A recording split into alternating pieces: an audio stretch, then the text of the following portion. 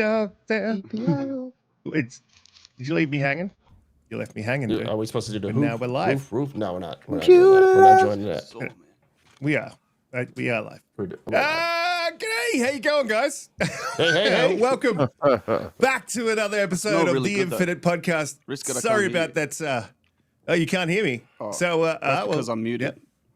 Yeah. Garuda's back with us. We're good. Welcome back to another episode of the Infinite Podcast. We were just doing a little bit of a rendition of Who Let the Dogs Out. Yeah, it's been a big Riskit week. did. It's been an interesting week. I think Riskit was doing a rendition of Who Let the Dogs Out, but Riskit Umbra was backing me, and then he just sort of dropped me. Oh, I would Ollie's never frozen. I would never sing those songs, so I don't know what he's talking about, audience. That's wild. We should probably get into the show and get serious, people. Oh, my dog's in my Let's get bin. serious on this.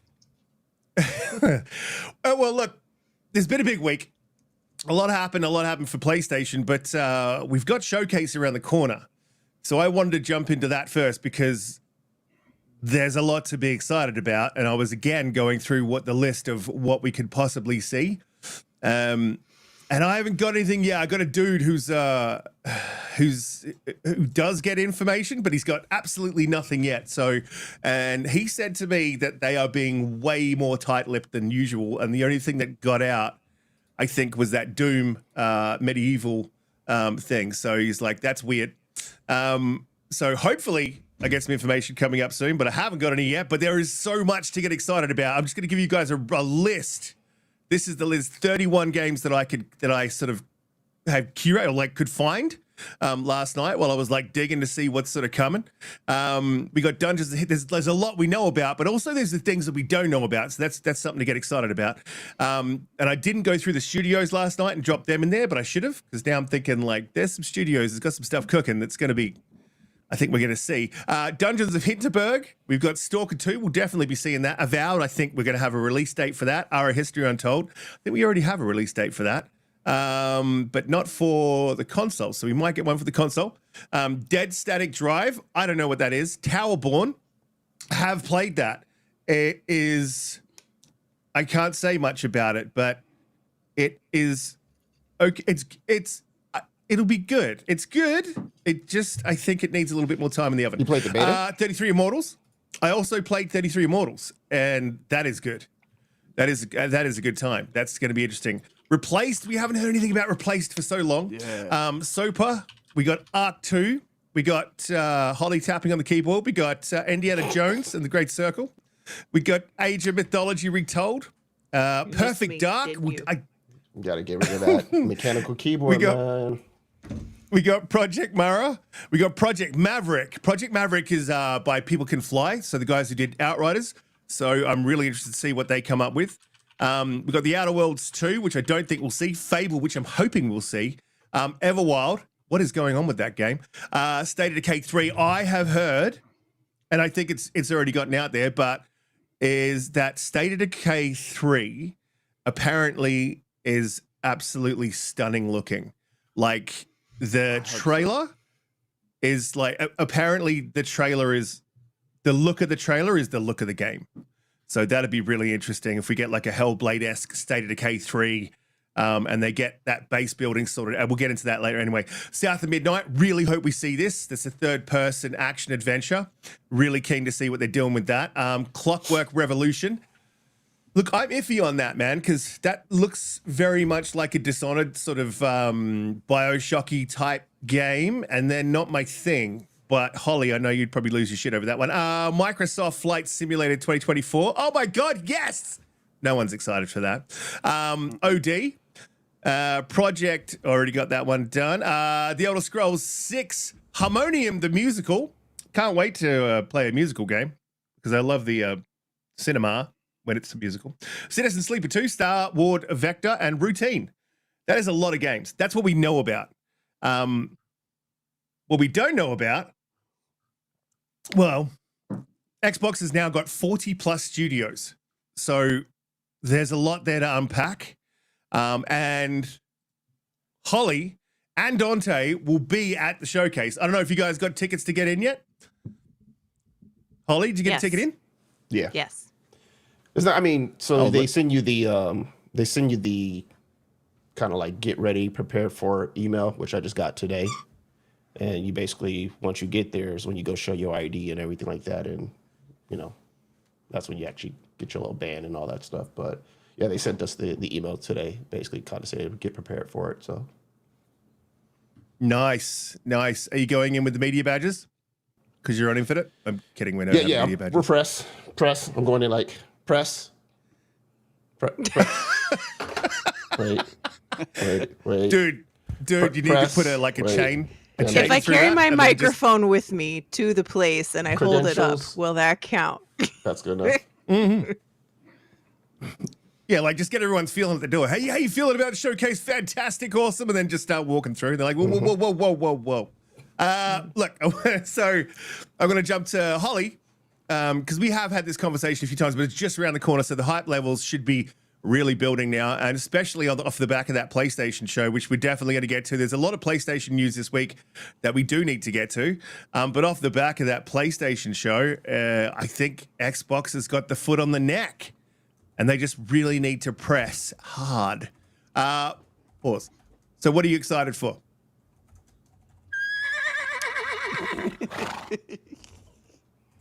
Excited for the Xbox show? Just like you said, and I don't appreciate it, sir, Clockwork Revolution is my most anticipated game from Xbox coming out of everything. But I don't know that we'll see that this time. If anything, we might see some more at the December show, because I think they're going to focus a little bit more on Avowed and maybe a little bit of Ara. I know Ara is a little bit niche. Indie, all of the stuff that's coming up.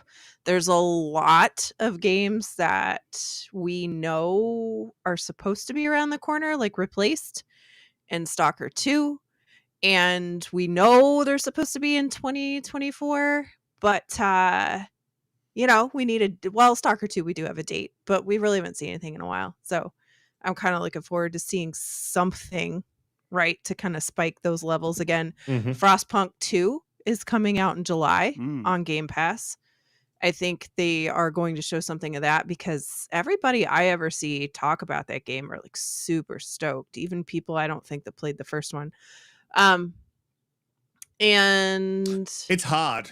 It's a really hard game. So I played the first one that was on Game Pass. I don't know if it still is, but I played the first one that was on Game Pass. It's really hard. I don't know if it's more of a TTS. It's sort of got RTS elements, but it was just like, if you mess up, like, here, then down the line, you're going to have like a real problem, and like you lose. Like, so all the decisions that you make really affect the outcome of your game. So like making it to the end is like making the right decision at the right time, like every time. So I put it down. Hard game's hard for me. I didn't finish it, but it's this one. It was beautiful. So we shall see. But anyway, my most anticipated is always the thing that we have nothing, that we don't know anything about.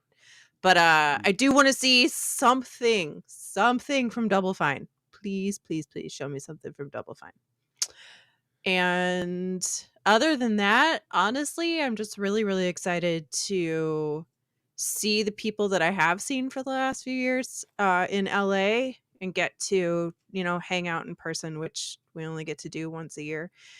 And then, kind of meet up with a lot of people that I know but don't know, right? Like Kay and Mr. Boomstick's gonna be there, and Looking fit. there's just I looking said fit. looking fit. Yep. Yeah. There's a lot of people that you know, but you haven't really met. So that's gonna be a lot of fun. It seems like a lot of people are traveling to LA this year. So plus Yeah, you're the gonna IGN thing. You're gonna be a little bit sad? No? For what? Because Riskit's not there? Yeah. Yes. She's not sad at all. She's not sad. I am sad. Way, shape, or form.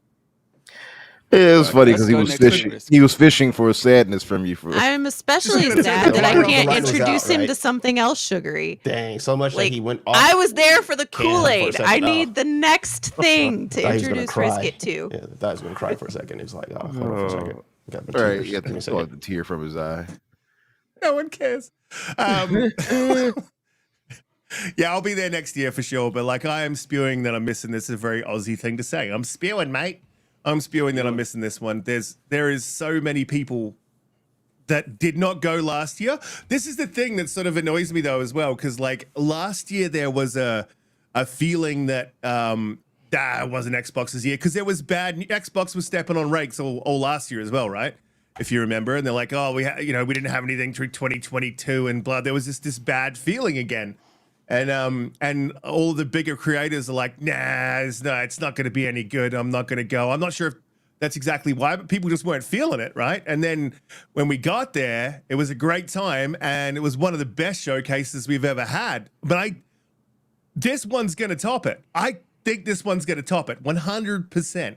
I think you will see Clockwork Revolution, Holly. I think that'll be there. I think they'll have a little bit of gameplay to show, but I think you'll be looking at that game back end of 2025. So I think it'll just be like another trailer with like some more of what we've seen with a little bit more gameplay and a little bit more cinematic, because they already showed some gameplay and it looked absolutely solid. So if you've already got gameplay sort of laid down, I hope that was gameplay.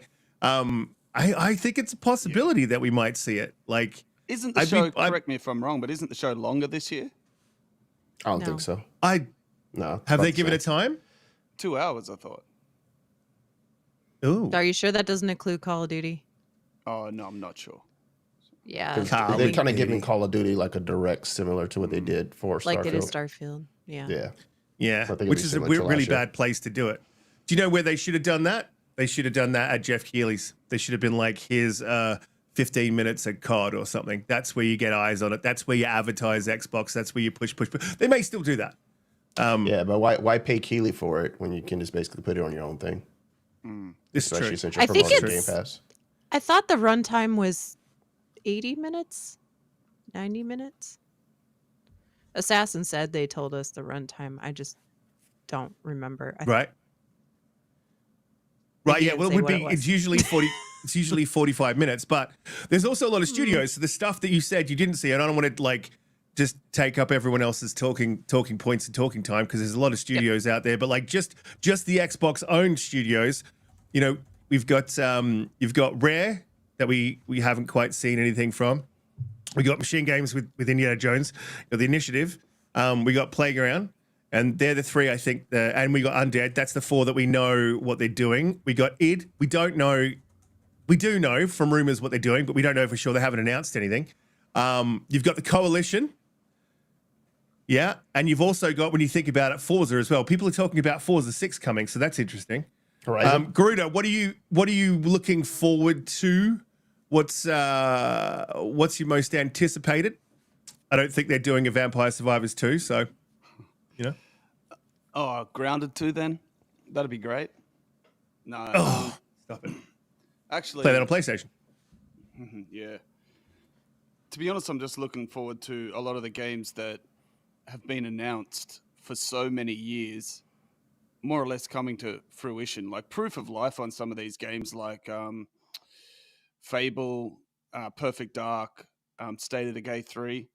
Like, what do they call those? The elusive 3. And they really have been elusive. A lot of these games have been announced before the console even came out. So we've been waiting a long time to see what these games actually are. We've seen a couple of cinematic trailers for State of Decay and Perfect Dark, but really it's been radio silence since. In fact, probably worse than radio silence, because we've heard a lot about internal struggles with both games. So those two games in particular, I'm really interested in seeing how they are. Both Unreal Engine 5 games. And to be honest, after Hellblade 2, I'm really looking forward to seeing more games running in that engine. It's obviously a leap forward. And most of Xbox's first-party studios are using it. So those are the two that I really want to see. I want to see clear gameplay. I don't want any ambiguous bullshit like the Fable trailer last year. Yep, I appreciated it.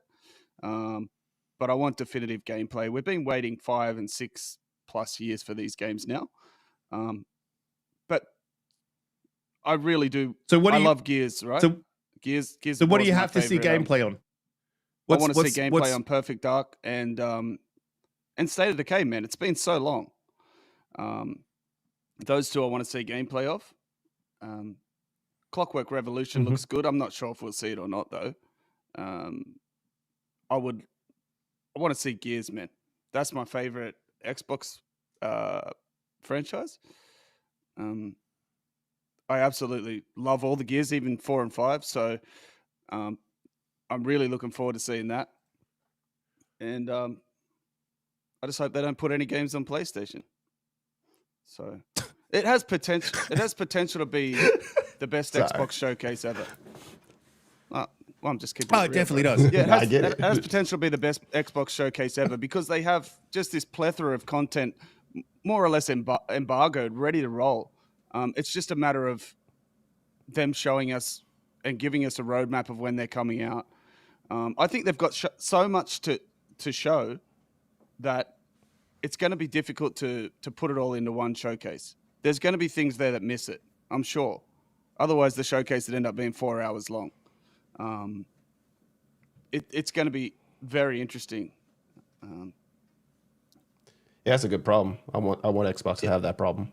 Yeah, that's the problem they have now, and that's a product of this huge wait that we've had for this content. They know, like Booty said, they've got a problem with upcoming releases because they don't know where they're going to land because they don't want them to eat each other's lunch.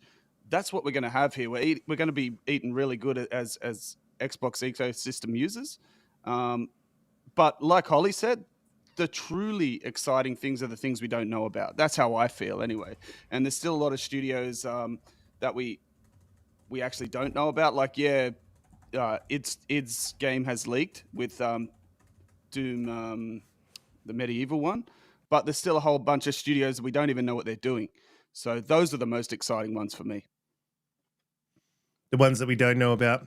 Yes. Yeah, as well.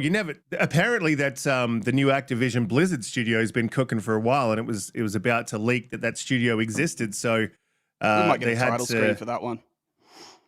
Yeah, they had to sort of announce. So we might get a look at what they're doing. Umbra, down to you. What are you looking forward to most? What are you hoping to see from studios we haven't heard from? What's your most anticipated? Let me get my Barry White loose. As far as like this year, if we're talking about this year for games, it would definitely likely have to be Avowed, especially now that we found out they're working on Unreal Engine 5.3. They had the Coalition helping them out. I'm expecting that to jump up as far as visuals and everything and the performance. I'm sure it's going to look really good now because a lot of the complaints were there at first, kind of like, oh, this doesn't look that good to me, and all. I always maintained that Avowed looks good when we first saw it, and now that we know the Coalition has helped them, which is dope, by the way. I'm sure that's going to be really good. So I can't wait to see that. I'm excited for everything, pretty much, though, to be fair. Indiana Jones, I'm excited for that too. But Avowed, I would say, takes the cake for this year. If it was Clockwork Revolution launching this year, I would pick that over everything else. But I think Avowed will take the cake for me. Obsidian is great. Great world builders. Obviously, it's their Pillars of Eternity universe. Character building, they're great at that too. So I'm sure the character work and the world will be fun, different biomes and things of that nature. We do have to make sure to get the combat right. I'm hoping they got that a bit more corrected from what we saw. As far as in general, you're saying as far as like the future. Well, if I go further out, it will be the Elder Scrolls 6.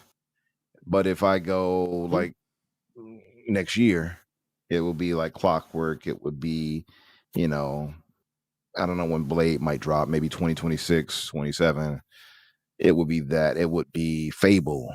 Fable would probably be at the top of my list. I would say Fable would be at the top because, I don't know when we'll get that, but going by what we saw, if those were actually the game visuals and it's no trickery involved, I don't feel like they'll have that ready by next year.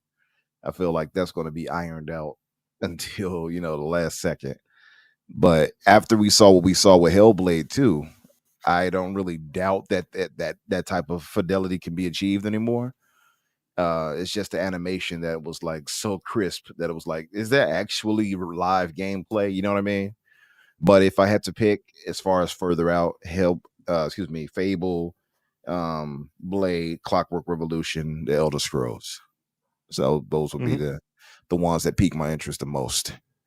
So not Gears or Doom. What about Doom: The Dark Ages?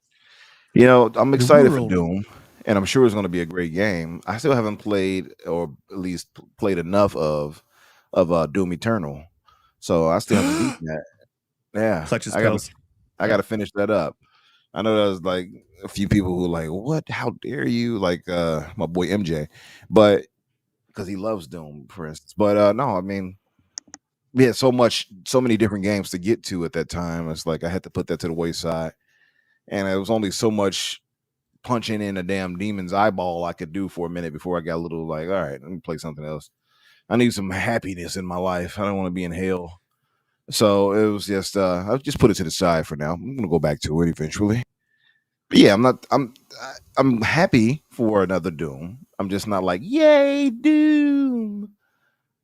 Was that too? I am. I'm going to be honest and say I didn't like it, man. I was not a fan of any of the Dooms. No? Sorry, I'm writing furiously with ideas that keep popping into my head. So, but like, I didn't like. I don't know. I can't get into Doom. I can't get into it. Like, I really wanted to. Like, you can't get into Doom, but you can doom and gloom. What? Got him. Got him. You all heard that? That was clever, right? But no. Oh boy. No. I think it landed. No, but yeah, Doom it's fun. Like the first game was really, really good. I enjoyed the hell out of it. No pun intended. But yeah, the second one I just didn't have a chance to. Well, I won't say I have a chance. I just didn't have the energy to jump into that and really, really dedicate time to it when I had other games I wanted to play. So that's what that was. And yeah, that's really it. But I'm excited for it. Sure, it's not at the top of my list. No, definitely not top of mind, but I am curious as to what they do with it. Like, are they going to remove the blasphemy again for Riskit? Shout out to Bobby Hawk, resident pony.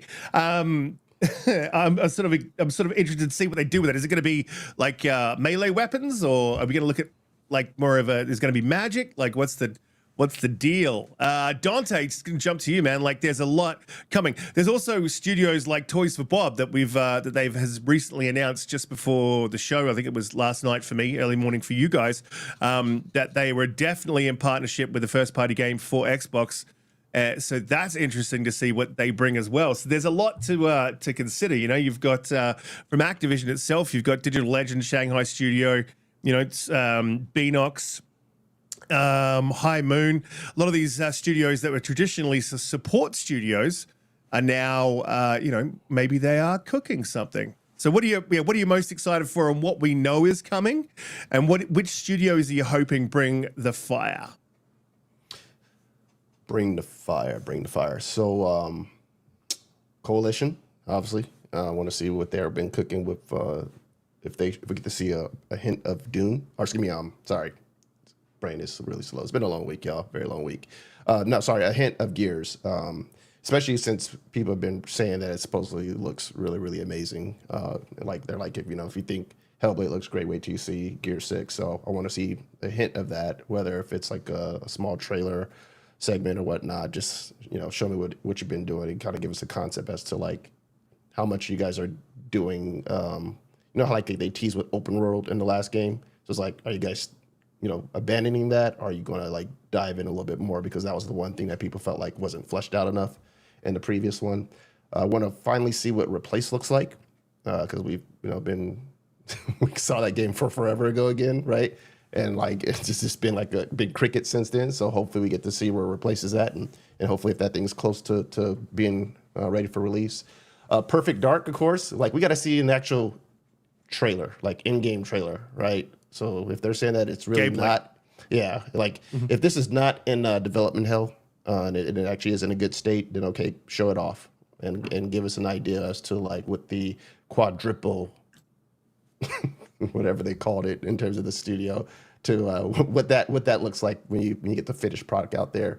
Obviously, I want to see Fable because I want them to finally show to put to bed what the gameplay is going to look like, right? So there's not going to be people saying, "Oh, that part was gameplay." No, that part wasn't gameplay. That was just in-engine trailer, whatever the case is. So show us something there. Let us know what the actual gameplay is going to look like for Fable, so that way we can have a good idea as to what to expect for that. I'm really hyped for Avowed because I love Obsidian. So to me, I've been all over it. I wasn't one who really cared too much about some of the visuals that some people cared for. I care about the gameplay mechanics and the RPG mechanics that Obsidian does. So that to me is the one I'm really looking forward to. State of Decay, I'm curious as to what that's going to be like because I don't think it's going to be anything like the trailer that we saw when they first teased it, obviously. But if you are trying to step it up in graphical fidelity, I'm kind of curious as to how that's going to work, especially with the mechanics that we're familiar with the game, because it is a lot of like, build up your settlement. And I heard that they're supposed to make it a little bit more like if you really lose somebody within the settlement, it hits a little bit more. So you get a little like more backstory about the people that you're recruiting into it. So like kind of give us an idea of where that's at, if it's ready. Contraband is another one that we finally need to see, right? We've seen trailers for this thing, but it's kind of like, we've seen a snippet, but we haven't seen any in-game. So Contraband's another one that I want to see. Like, where are you at with that? Tell us what the gameplay looks like. And obviously, like, if Clockwork Revolution has something meaty to show, cool. I'm okay if they don't. If they want to just hold off on that thing until next year, completely fine with that. Like, continue to cook, because we already got a little bit of an idea what it looks like. We saw a little bit of gameplay, so we have an idea. I don't need you to kind of just rush something there just to show us something. So if they can hold off on that one, all right, cool. But if they got something really dope, sure, I'm fine with that one. But I want to see what South by Midnight is going to look like in terms of its gameplay. But I don't know. That's probably one I don't think we're going to get. But if it makes it there, that'd be really, really cool. In terms of yes, let's see what Doom is going to be, because this is the one that Phil was saying that he was really, really hyped about, right? When they were asking him, it's like, what's something that you're really, really looking forward to? He would say what it's working on. We heard him say that a couple of times in a few interviews. So yeah, I'm curious just to see, like, if it had Phil hyped, then what are you guys doing? And if it is Doom and it's this medieval one, is that like still with guns? Is it Doom with guns or melee Doom? I mean, I'm just kind of curious as to what they're going to do. So, and an honorable mention for me would probably be, what's the one that People Can Fly is working on? Is that the Project Maverick? Project Maverick, yeah. Okay, all right. So, I mean, because I liked Outriders, so to me, I like their style of games. So if they got something cool that they're working on that's specific for Xbox, bring it on. Let's see if you're ready to show it. But I don't know if we're going to see that one. To me, it's kind of like if that's early in development, maybe they hold that off for 2025. But yeah, those are the main ones that are standing out to me right now. Bobby Hawk in the chat, he said I'd love to see a Dragon Age Dreadwolf. You sort of picked some interesting studios that have got nothing to do with Xbox, Bobby. I don't know if that's got anything to do with the fact that you're a pony, but he definitely picked out one that I think about really, really often, which is Jade Empire. Like, Jade Empire was a fantastic game from BioWare, and we never got a second one. And I always remember, this is the thing I was thinking about the other day, just completely off topic, that Jade Empire reminded me of. I was doing my laundry at work, right? I'm like shoving shit into the thing into the clothes like a man, I'm not putting them in daintily. I'm like ramming that shit into the dryer. Anyway, so pause. And I was thinking, like, we complain as gamers like a lot about just random shit, whatever it is, but like I remember playing Jade Empire and thinking, like, this game is like amazing as is. But imagine if you could do this, this, and this, because it had its limitations, right? But it was amazing. And I was like, imagine if this game was more action-based and it was less turn-based. This would be really, really cool. And we're in a time where, like, we get those games and then we complain about them, like Hellblade. Just saying. Shout out to Lotus Esprit. Thank you very much. You're an absolute champion. Gifted 20 memberships, and I think before you gifted a further 10. memberships. So shout out to you. Yeah, I do need to sort of figure out a way to write these down and copy, because it won't let me copy paste when someone does that in this. But you're an absolute champion. Really, really appreciate all you guys in the chat who are with us every week. We love you guys. You guys are amazing. Please hit the like button. Don't forget to do that. And if you're new here, consider subscribing. We go live at 8 p.m., 8:15-ish every Friday EST. If you're in Australia, it is 11 a.m. And if you're in the best coast of Australia, it is 8 a.m. And I got heaps more content coming as well. But there's more I want to talk about on this that you guys, while you were talking, I was just writing things down because I am super hyped for this. I'll be up like late. I don't know if I won't do a watch party because I hate it when people talk over I was watching Kind of Funny like after the fact for the PlayStation show, and they were talking over bits, and I'm like, dude, shut up. So like, I hate that stuff. So personally, I probably won't do one. I might, we'll see. Be strict rules not to talk. So Clockwork Revolution, I don't think we'll see that, but I'm interested in seeing that. What I'm really interested in seeing is Fable. I want them to bring, like you were saying, Donte, some gameplay so we can understand what that's all about and sort of solidify, how that's working. Is it when you're in the giant's house, does the gameplay change and you're doing certain, it's more cinematic, or, is it an open world, or is it like Fable was open world, but very linear paths to each sort of section that you're going to? I wouldn't have a problem with that. I would love it if they stuck to that original formula. I think it worked really, really well. You can script moments as well. Will you develop as a person and, grow the horns or get the halo and the wings, all that stuff that Fable was sort of really synonymous with? I'm really interested to see what Fable does. Super excited about that. Perfect Dark, I honestly iffy on this one, and I think it's because of what Garuda was saying, iffy because what we've heard coming out of the studios. I'm cautiously optimistic though about everything that Xbox is doing. State of Decay, from what I've heard, if we see that, I think that is going to build some serious hype. I think they just need to fix up the sort of the PvE, the co-op mechanics a little bit, work on the base building mechanics, because they had something, but it wasn't quite there. And it was a little bit too arduous. They sort of, a lot of the, the survival mechanics took some of the fun out of the game. So I think they lighten that up. And they bring the graphics, like from what we've heard. I'm going to be super excited for that, because I liked it. I didn't love it, but some people loved it. And I think you could sort of bring that to a broader audience if you lighten off those survival mechanics. But survival games are huge. We've seen that many times. Here's the one that no one would have mentioned that I'm really hoping to see, and probably won't happen, but I'm really hoping we do see it. Splinter Cell from Ubisoft. I would love it if they brought up like even if it was just we've already had the reveal with the thing. We know they're doing it. So if they just had like a small snippet, like a 30-second trailer of Sam or his daughter. It could be his daughter this time. We sort of speculated about this because there is a book where Sam hands over his sort of mantle to his daughter, and then Sam becomes I can't remember his name, the guy who sort of manages all the missions, like your Sam's boss. Like he becomes that, and then she becomes the new agent. So be really, if they Lambert, brought that, I think it was, right? Lambert. He's all I always remember him like, Lambert. I was deep, like cool voice. But the only thing I found like weird about that is like I wouldn't put his daughter in that situation. Like even when they had the last Splinter Cell game, when it was the somehow younger looking Sam and a different voice actor, I didn't understand why they just didn't move Sam up to Lambert's position like you're talking about then, and had the new person just be a new person. Make it like he's now taking on his role while he's in his ear talking to him. That's what they should do. The only thing about about Splinter Cell probably is that for some reason I feel like Ubisoft would say that for their thing versus let Xbox tease it. Yeah, I know this isn't going to happen, but can you guys hear me okay? Yeah.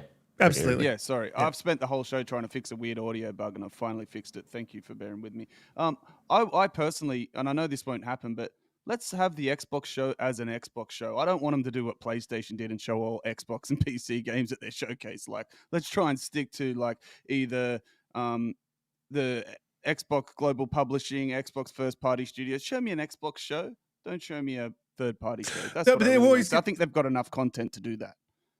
They're always going to have big third-party announcements, are. and sort of to your point, they're they announced Star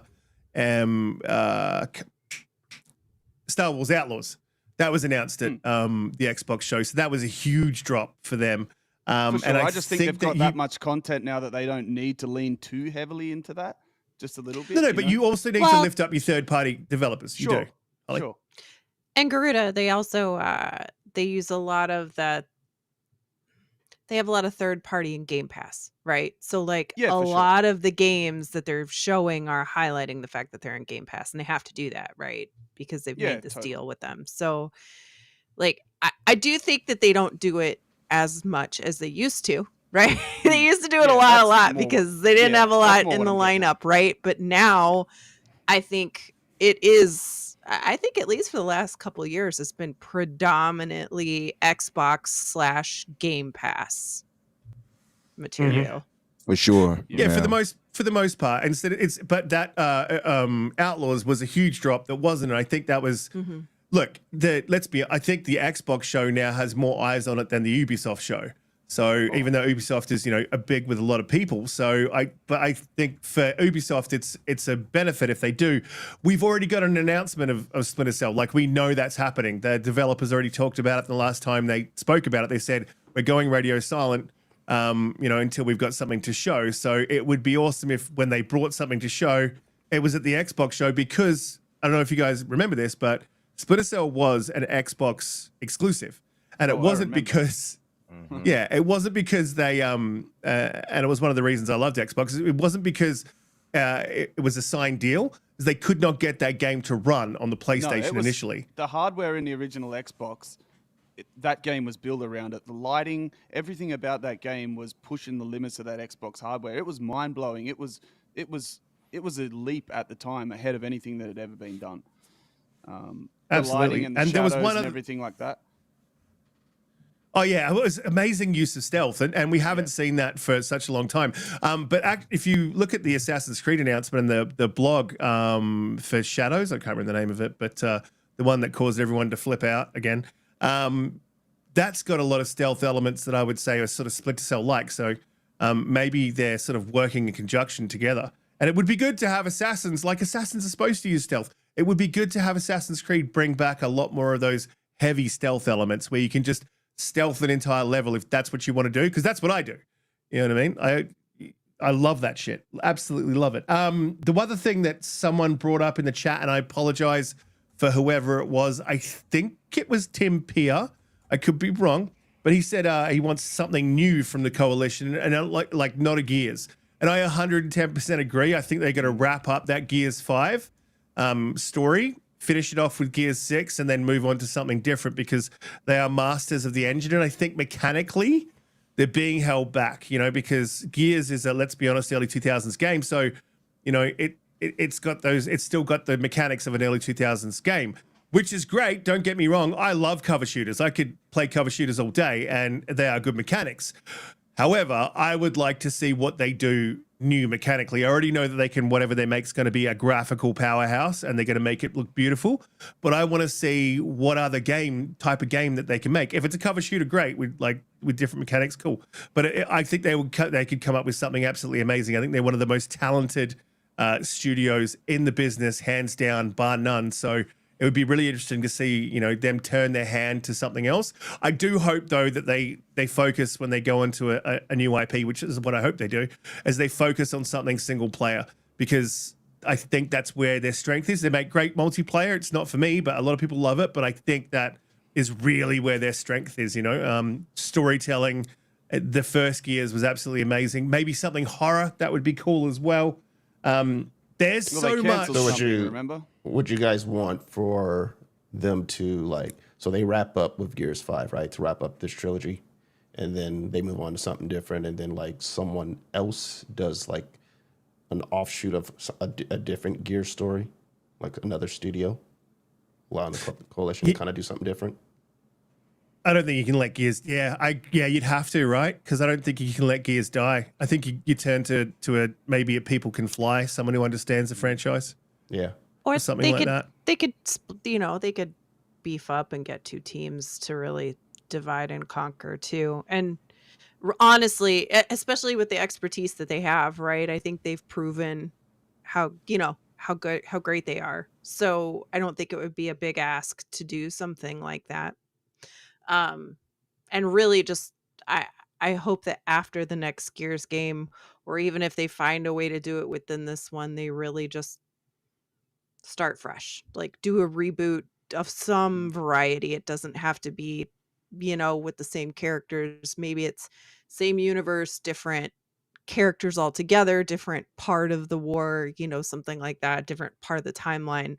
Kind of like they did with Tactics where they, took it back. But The because I love Diaz's, yeah. Gears and I don't want Gears to go away. Mm. I just would like to move on from the story arc that we're in now. Yeah, that's what's happening, Yeah. right? They're like, Yeah. finishing up that trilogy. The thing is, it's kind of like, what does Microsoft do in terms of stewards of that particular franchise, right? Do you let the coalition go ahead and move to something different that maybe they want to do to kind of spread their wings? And if so, Yeah, you do we still kind of can't hope that with Gears 6 they do a Last of Us 2 and kill the main cast off in the first hour and then just have a totally different game for the rest of it? Speak for yourself. But I do agree. I want to see what they want to do independent of Gears. Like, let them come up with their own I know. baby We all and wanted go that, but off then they and do it. cancelled a game that they'd been working on for 2 or 3 years. So it's like, Yeah. that's disappointing. Well, they learned a That lot was from going to be a it, smaller Focus, title, right? right? That was Because going to be no- kind of like a it's smaller the- title, kind of like a, hey, until we get to Gears 6. But yeah, you're right. They did cancel it. Yeah. They did. They said they reported they canceled. But when you shelve something like that, you don't. It obviously doesn't disappear. Like you've just shelved it. It's there. It's been cancelled. They're working on Gears. Cool. They obviously want to do that Gears collection. Yeah, as Aussies, we would pause on that one, but I don't think the Americans know what shelving is.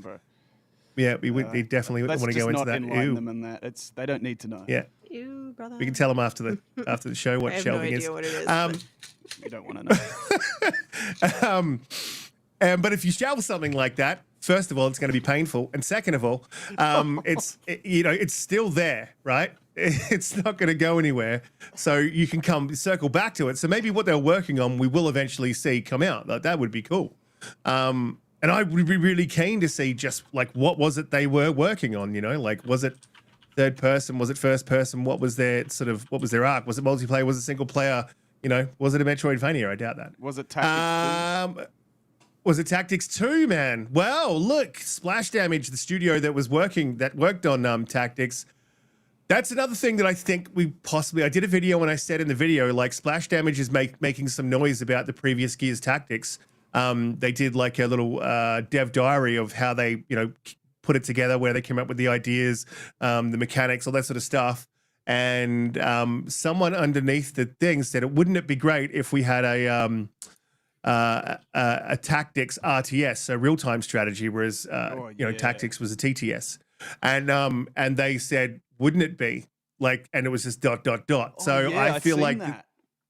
Yeah, they got some. I think they got something cooking.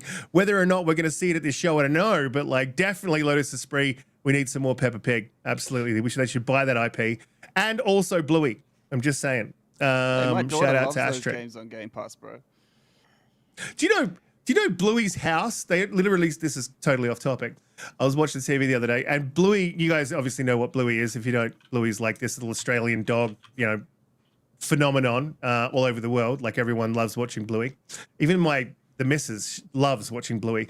But the house, the actual real house of the lady that developed the IP, it's her house in the show. Like she draws the house into it, so it's exactly the house.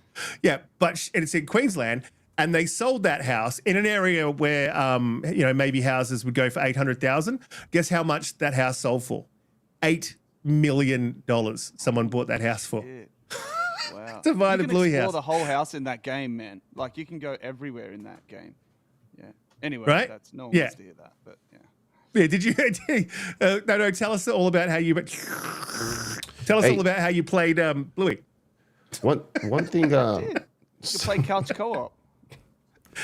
Circle back to our previous topic. Something that kind of just crossed my mind that is not on the list that was sent out. I'm like I want us to get some understanding as to what the future of Halo is. Like, say something. Yeah, bro. We you have know? to hear something. Yeah. bro. Like I need to know because I heard they're shutting down continuation on additional updates for the most part for like seasons or whatever the hell they were doing for Infinite, right? Is what I heard. Like that pretty much is they're not going to be any major as to whatever they have planned. So it's like, okay, cool. If it's true that you're going to UE5, which is going to be weird, I'm not for sure how that's going to work for Halo, especially with the sandbox portion of it. But if you're doing that, what's happening with it? Show me, like, let us know. Am I going to see some more story? Because that's what a bunch of fans are waiting for.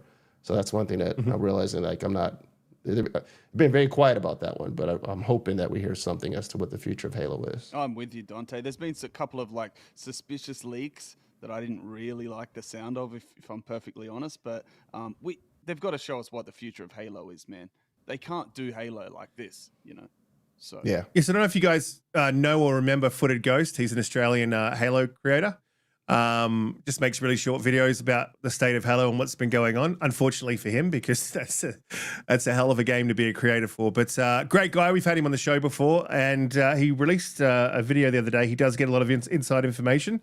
And the rumors that are going around is that Halo's going back to Halo 5 sort of mechanics, with the clambering, the running, the sliding, the slide canceling, the very COD-esque sort of It'll never be COD.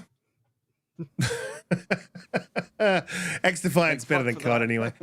That makes no sense though, man. Because like the one thing that most will say is it was content that was the problem, right? That they didn't have enough content, but the play style of Infinite was more in line to what people wanted. It was kind of like the happy like middle ground for like the diehards and then the people who are new. I'm a person who don't care about the slide cancel and clamor. Like those things didn't bother me, but the old heads, and I'm not old head, but I wasn't one of those like, I shouldn't be able to sprint. Like that wasn't me. But I can understand there were some who were like that. So I felt like Infinite was kind of like that happy medium. So why would you go back to the thing that really got the old diehards upset with 5? Because 5 is what really, really pissed them off in terms of some of the movement and mechanics. So that, like, who's asking for that? If that's the thing, who's asking for that? Mechanically, Infinite is almost perfect. If you mechanically it's great. It's just you just need enough content. Almost perfect. Yeah, like you need to you have to have launch right off the bat with enough content, as opposed to like,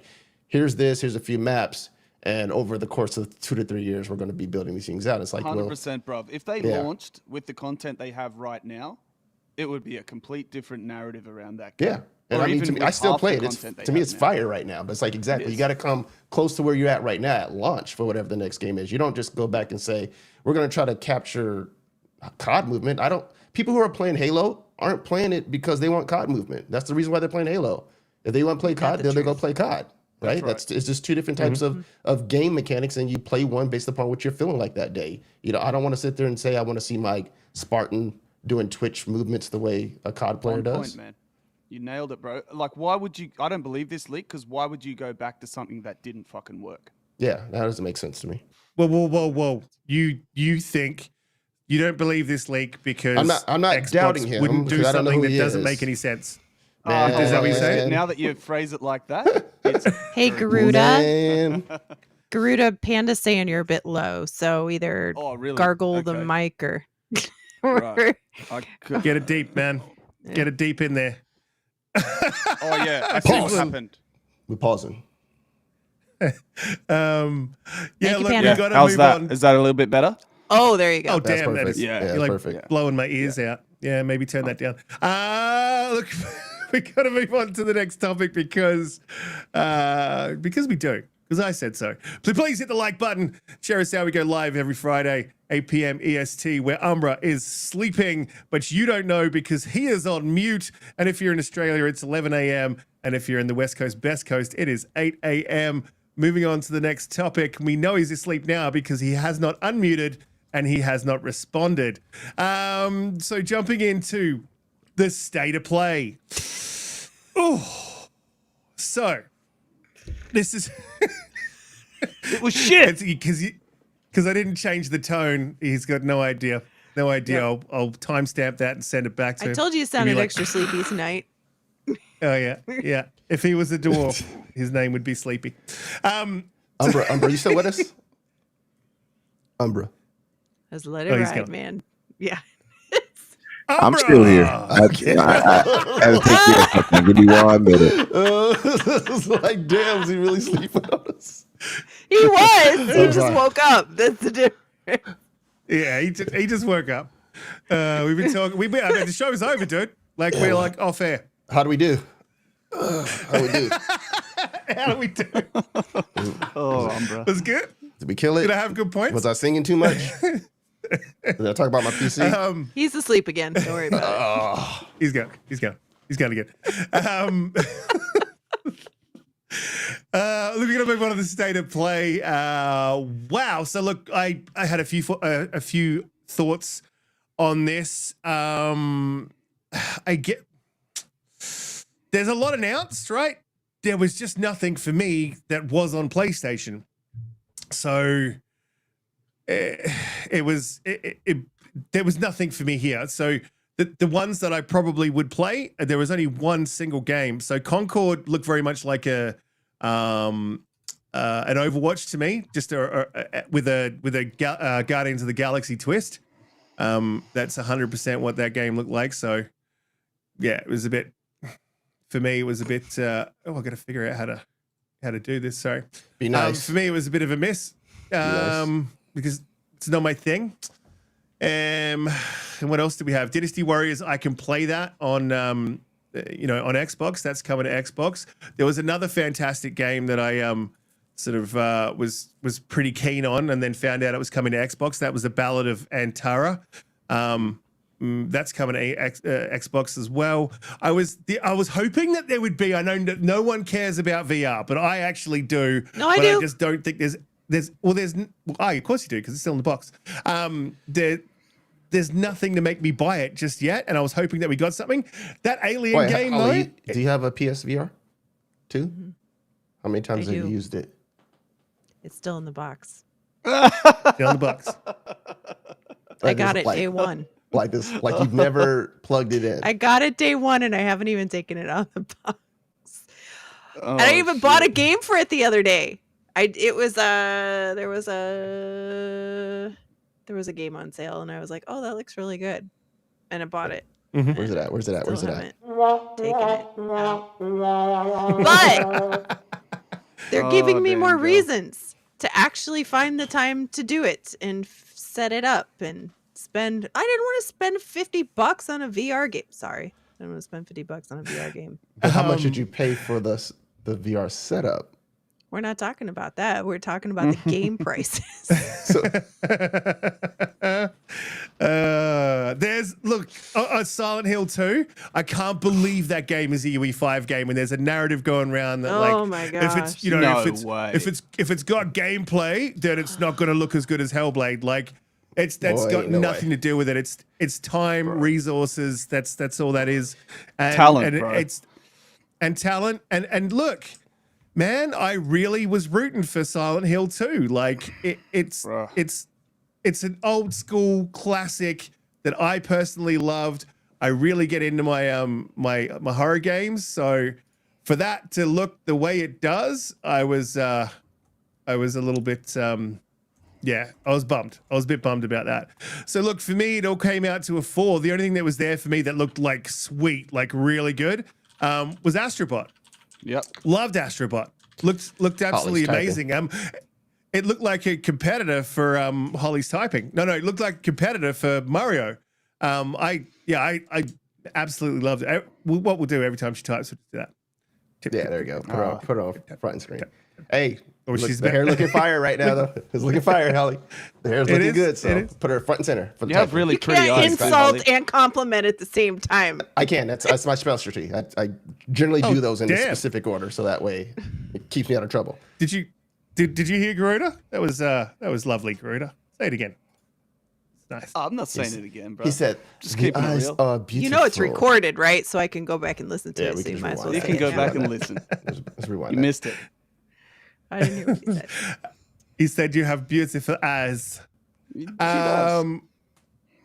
Like, Well, look, I've really got nothing to say, and there was nothing there for me that was good. Like, this whole state of play was pretty bad. I think if you're a PC player, there was something there for you. I think if you're an Xbox player, there was something there for you. I think if you're a PlayStation player, you should probably be asking for better, and then asking like, what the hell is up? There's more obviously PlayStation stuff we're gonna have to talk about as well, because they dropped their financials, and then they're. Well, I guess he's the head of, or one of the heads of PlayStation now came out and said they wouldn't be bringing tent poles to PC day and date. And I say that to say it's pretty easy to say that you're not going to bring the tent poles when you don't have any, when you didn't announce any. So look, I'm going to jump to Garuda here, because if we're talking about beating up on game companies, Garuda is the master. So what are your thoughts on the PlayStation State of Play? Well, you think Xbox gets it from me, bro. Man, I'm going to laser the fuck out of PlayStation. That was absolute garbage. And they've had about 3 or 4 like rubbish state of plays in a row now, to the point where it's almost sullied the name of the show, to the point where people are expecting them to be garbage. And I mean that to say I don't want to be disrespectful to the creations that people have put on show. I just mean as a PlayStation state of play, for somebody who's looking for a reason to turn on their PlayStation 5 or to buy a PlayStation 5 or to get into the PlayStation ecosystem, it was rubbish, right? So you sort of alluded on it, that if you go through all the games that were announced and shown, 90+% of them can be played elsewhere, and some of them probably on Game Pass or for cheaper or better elsewhere, and like some of them just don't look good. Like Silent Hill, like, I'm sorry, but it doesn't look any better than last time they showed it. And look, I'm just going to keep it real. Nothing I say is personal when I sort of call people out or call it like it is. I just want to keep it real, right? I never say anything personal. But you tell me one good game that Blooper Team's ever done. All their games are trash. Like, I'm sorry, give an illustrious franchise like Silent Hill to somebody more competent, because they just don't have it, man. Mechanically, it's stiff. See when the character shoots, it's like it goes to 2 frames a second. It's all janky and rough. Like, how are they going to do a classic game like that, man? And how can you put that on a showcase and say this looks good enough to show? That looks rubbish. It looks like a late PS3 era sort of title or an Xbox 360 game. And even mechanically, it just looks terrible. I'm sorry, it looks shit. Some of the third-party games do look pretty nice. Like there was a Souls-like one that I think you mentioned that actually does look like a nice game, but that's on Xbox. Concord that opening cinematic that took up like a quarter of the whole state of play, that didn't need to be there. That was weird. That did not need... They gave it a lot of time. No, it was fucking trash, man. Don't light me up, bro. It was absolutely garbage. Even from a cinematic standpoint, like I was like, they're not like Blizzard or even 343 with their cinematics. They're not on that level. So why you're showing us like a cinematic for characters that we have no affinity for, that we don't know about, that has nothing to do with the gameplay of a brand new game that we haven't seen gameplay for, and you let it take up a quarter of the showcase. That is trash. Whoever put that together, they padded that showcase, that state of play with that cinematic to try, because they knew they had nothing to show, right? It is absolutely... You talking about Concord? Yeah, the Concord, the Concord cinematic that went on way too long. I was like, what is this shit? It doesn't even look good. Like, I'm talking like technically the CGI wasn't that great, and the characters were mad cringe. And then when the gameplay started, I was like, oh, so Overwatch from Wish, and that with that horrible art style that I don't. And hey, if Concord is not free to play, fucking RIP, it's not man. free to play. Yeah, and I heard it's not free to play. That's what I was going to say to you. RIP, bro. But it has, you can pre-order that game. You heard it here first, right? Garuda has already put a nail in the coffin for Concord. That's got several nails in the coffin, buried in the fucking 10-foot grave and been exploded with the A-bomb. Helldivers is not free to play. Yeah, right. But it looks it's a lot more pleasing Exactly. and aesthetically and from a I don't know gameplay about that. standpoint than Concord. I don't know about that. No, we Okay, know fair enough. about that, Holly. We know about that. All right, I'll give you an example of why I come to this. You're absolutely this train correct, of Garuda. thinking. Don't listen to her. She's a Yeah. detractor. Hey, you woke up. We know about that, Holly. You don't know about that, Holly, but we know about that, Holly. We do. I'll tell you how I come to that sort of line of thinking, Holly, and that is that Overwatch is a free-to-play game, right? Overwatch 2. That looked, to me, mechanically better. It looked aesthetically more pleasing. It has probably a lot more content, being that it's a game that's been out for a long time. Even that game is struggling with player counts at times, being free-to-play and looking mechanically better, and being on more platforms. Okay, that's not going to be on Xbox, which is a multiplayer-centric platform either. So that's one less platform that Overwatch has got. They are dreaming if they think people are going to pay money for that. Dreaming. That's my opinion, of course, but I think that is going to fall hard on its face, and I don't know how they can't see it. Helldivers 2, I always thought that looked good. Everybody said that looked good even before it come out. And it's also a third-person game, which, like, ponies love that. So, like, a first-person shooter with a Fortnite-looking, Overwatchy-looking hero shooter that you have to pay money for that's not on Xbox, like, bruh. Right? That, And the other that's thing, if you DOA. look closely at the trailer, this is the other thing that'll absolutely kill it. It's going to get slated for this when it comes out.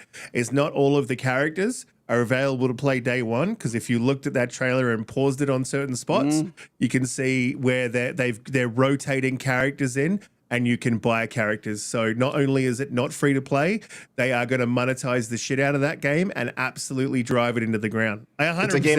It's a games as a service, right? Yeah. Yes. Yeah. Okay, so that's And it just doesn't look good to me. Yeah, they wanted to basically get a bunch of money off of microtransactions.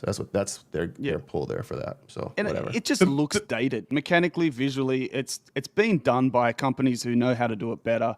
I'm sorry, you're another run-of-the-mill. If it wasn't a Sony first-party game, we wouldn't even know it exists. That's just my opinion. Sorry, keeping it real.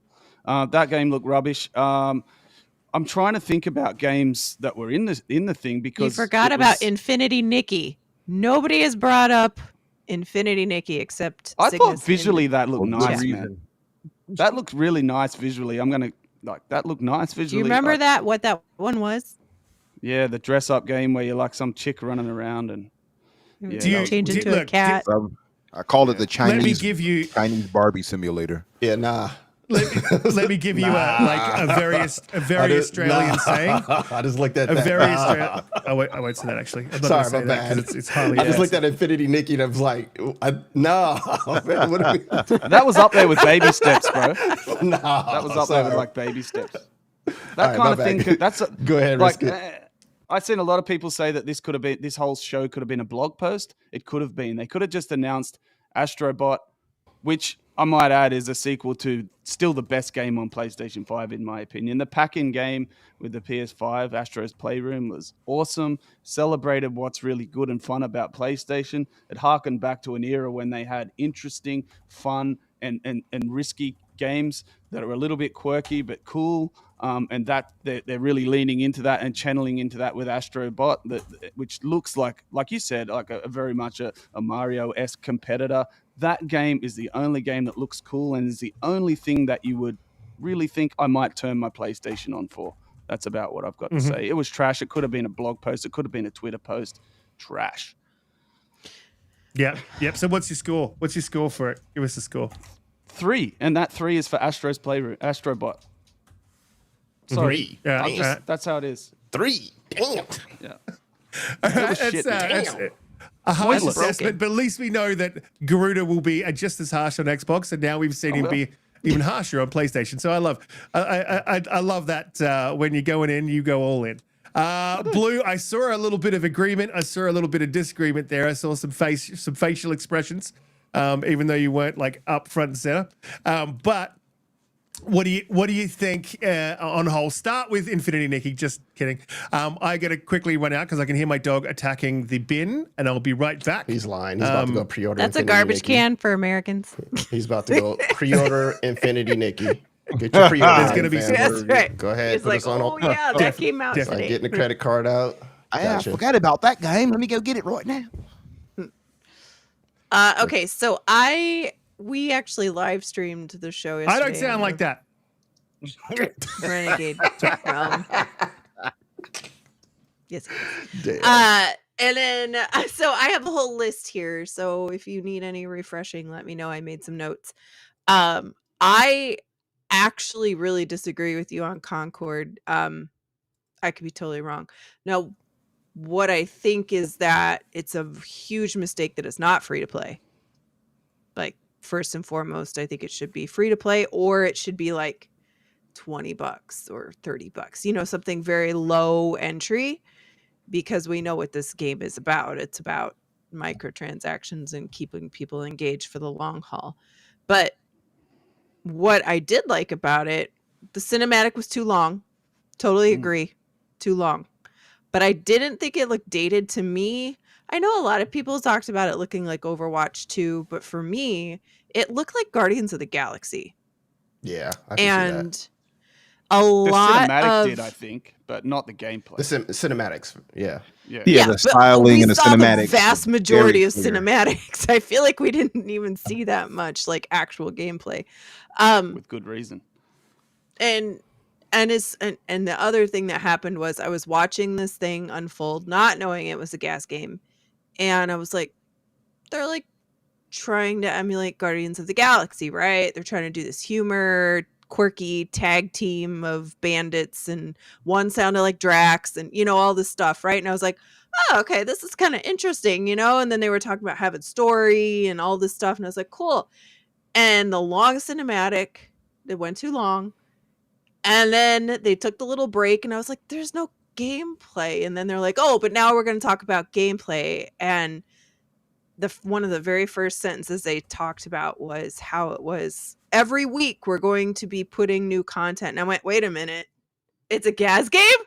What? I was like, forget it, right? Like, because then I'm like, this is not how, like, if you were going to build this world and you were going to have these characters and you were going to try to do this Guardians-esque, quirky, whatever fun thing, I love it, but it's not the way you want to consume that type of content, right? Can you imagine if they'd tried to do an Avengers or a Guardians or a Suicide, well, not Suicide Squad, we know, but like, like in a totally gas service, it doesn't work, right?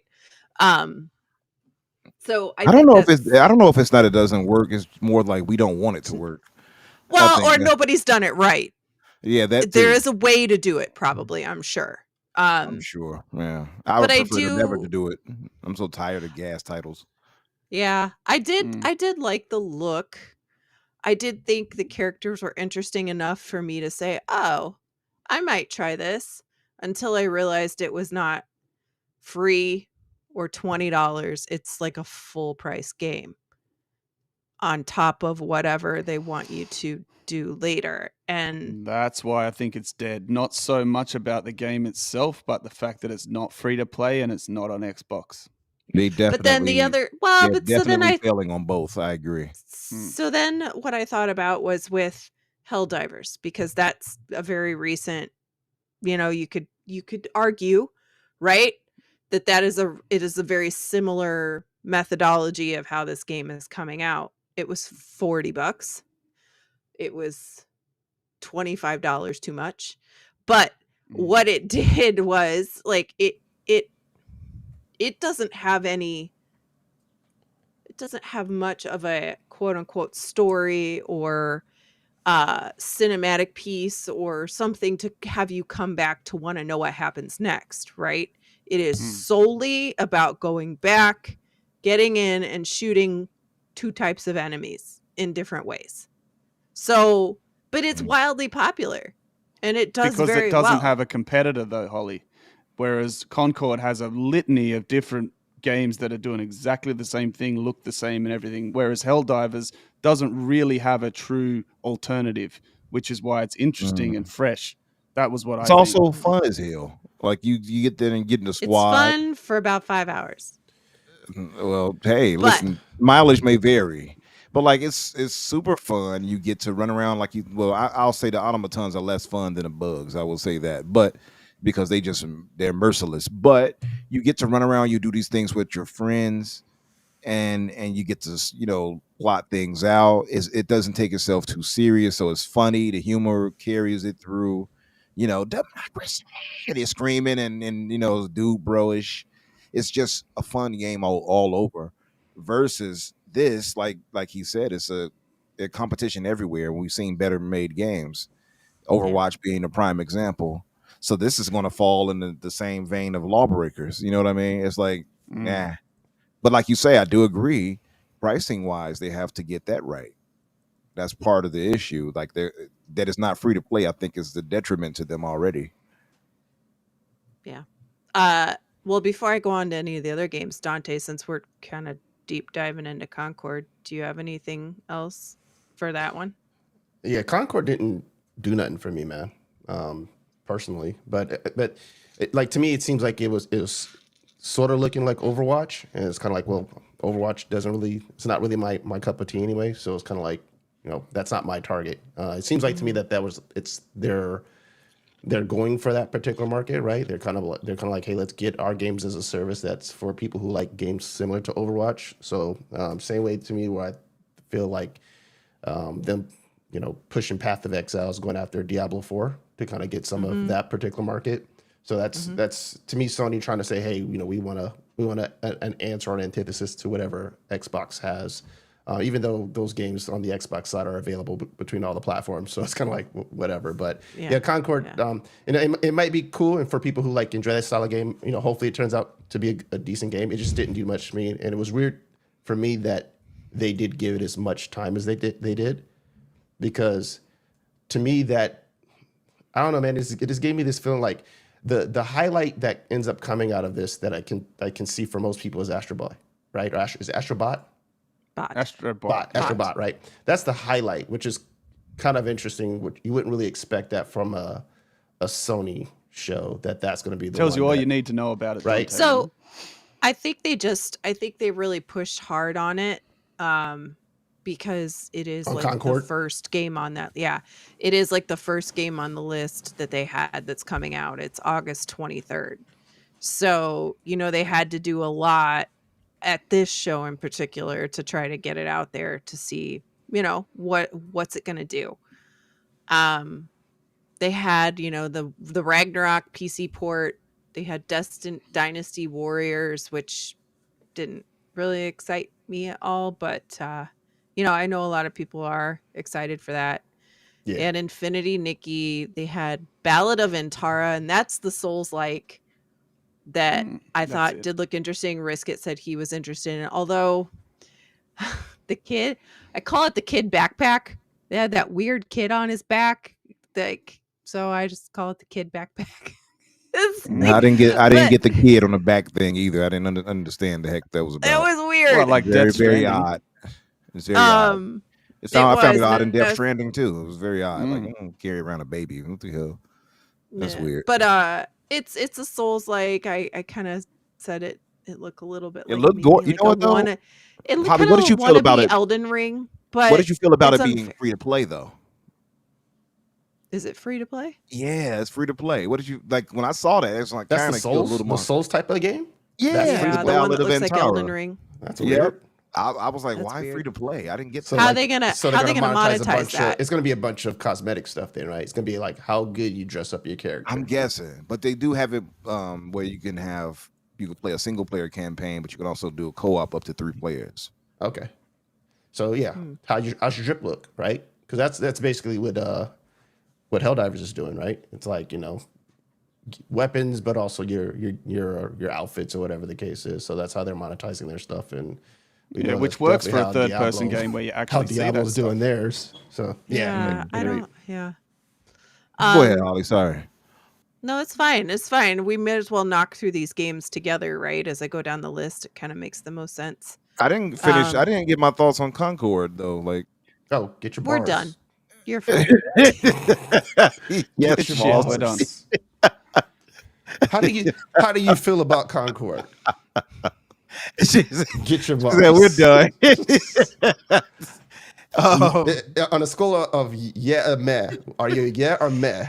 I'm mad. Can you do it in 20 words or less? Okay, let's see if I can do that quick. That tells us what we need to know kidding. about Concord. I'm See if I can He's wrap on it meh. up quickly. Ollie's like, let's move it. Let's keep it moving.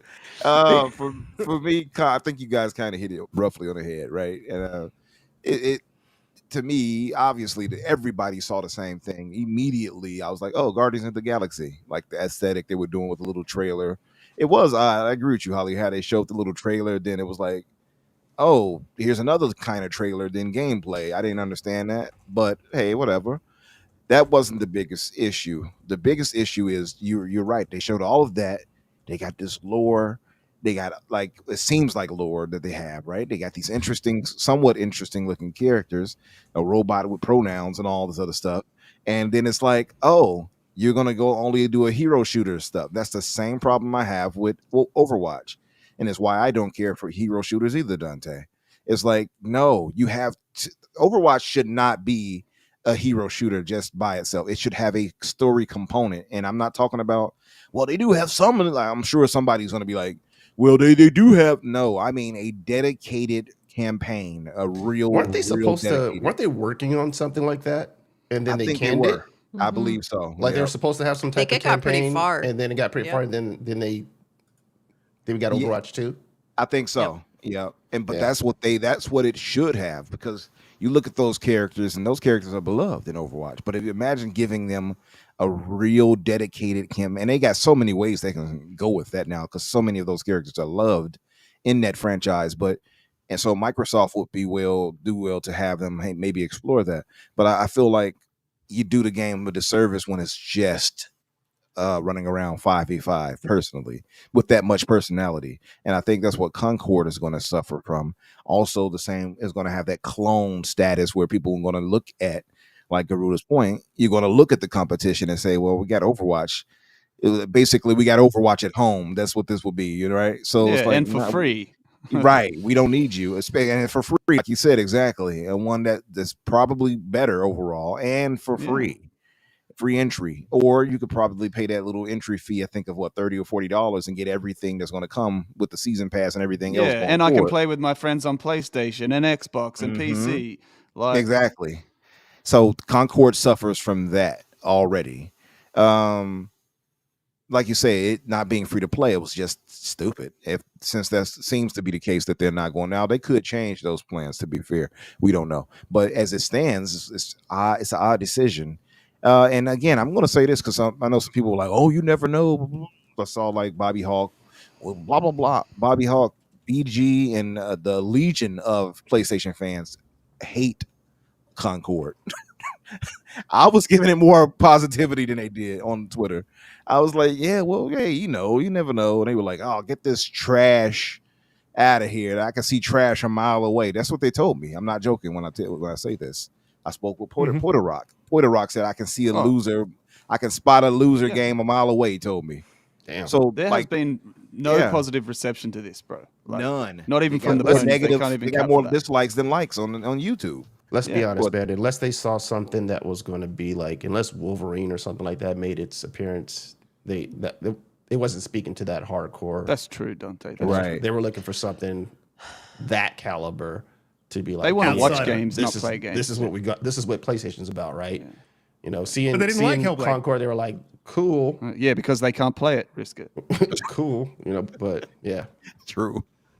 But yeah, like and Helldivers, by the way, is kind of a lightning in a bottle thing too. I would venture to say, because that's not typically what PlayStation gamers would jump to, and I think this is unique because this drought they've been on for games also created that need for them to get into that game. It just so happens that Helldivers is a good game, despite our protests from our beloved Holly here. But it is. It's a skill issue. It's a skill issue. Mid.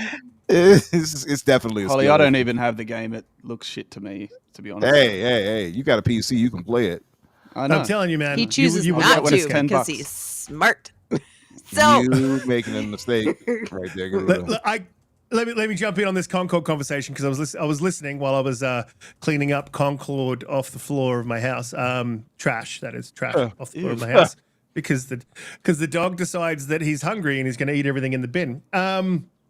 So they could swing this around into a win, even just a minimal win if they were to, because if it's not free to play, if they put this in PS Plus, unlike Foam Stars, but if they do it like Foam Stars, this might actually get a little bit of a following. It could be mechanically sound, right?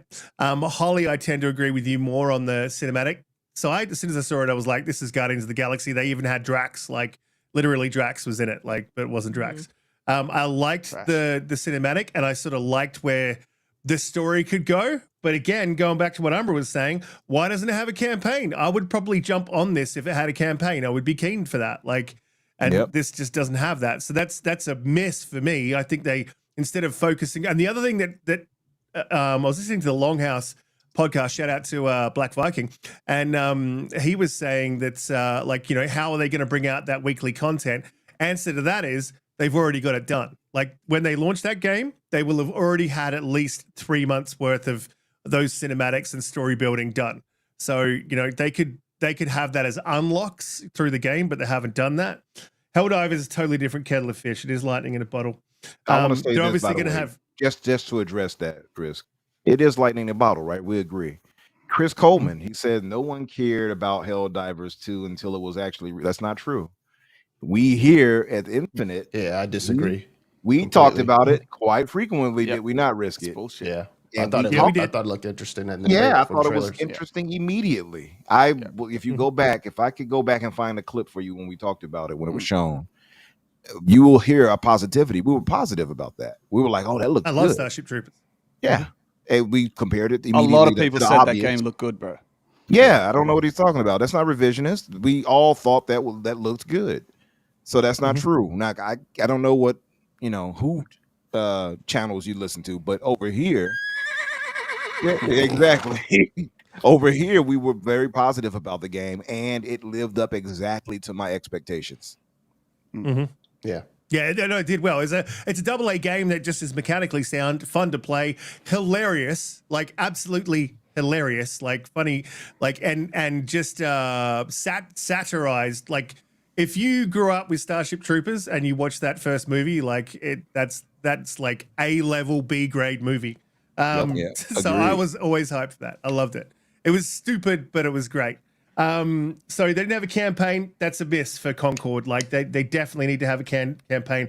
And I think the last thing I was going to get onto was like Helldivers is a unique thing. This is the problem with a lot of these games is, and this is where I will disagree with Holly, or I guess, and I think it's going to be a flop, or I agree with Garuda and mostly the panel, is that there's already this out there. You've already got Fortnite, hero. You know, it's a hero shooter. It's not really a hero shooter, but it's a hero shooter. They got new powers. They got new stuff every, you know, you've already got, I'm thinking Outlaws, but you've already got Overwatch.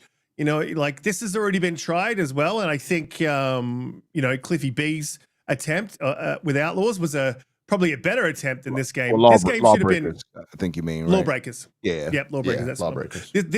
This should have been. It's just not the game for PlayStation players, and I don't think it'll hit. If they drop it in PS Plus, it might have a chance. If you are selling this game and then loading microtransactions on top of it, you've put a nail in this game's coffin and you've put it in the ground.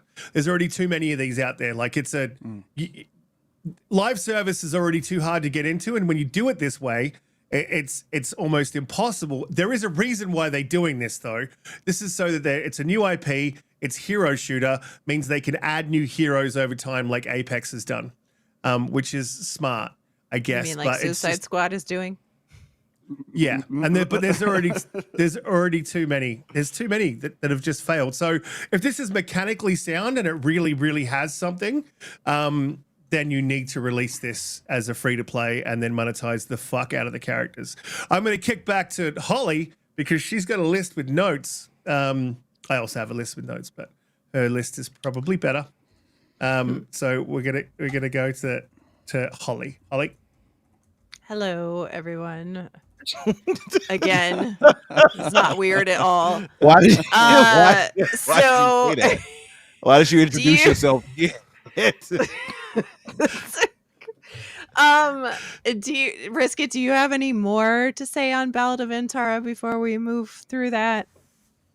Oh, Ballad of Antara. I was listening to you guys. Yeah, it's on Xbox, but I was listening to you guys talk, and it's a free to play. Is that right, or is it free to play the beta? Is that I can't see how you gonna like.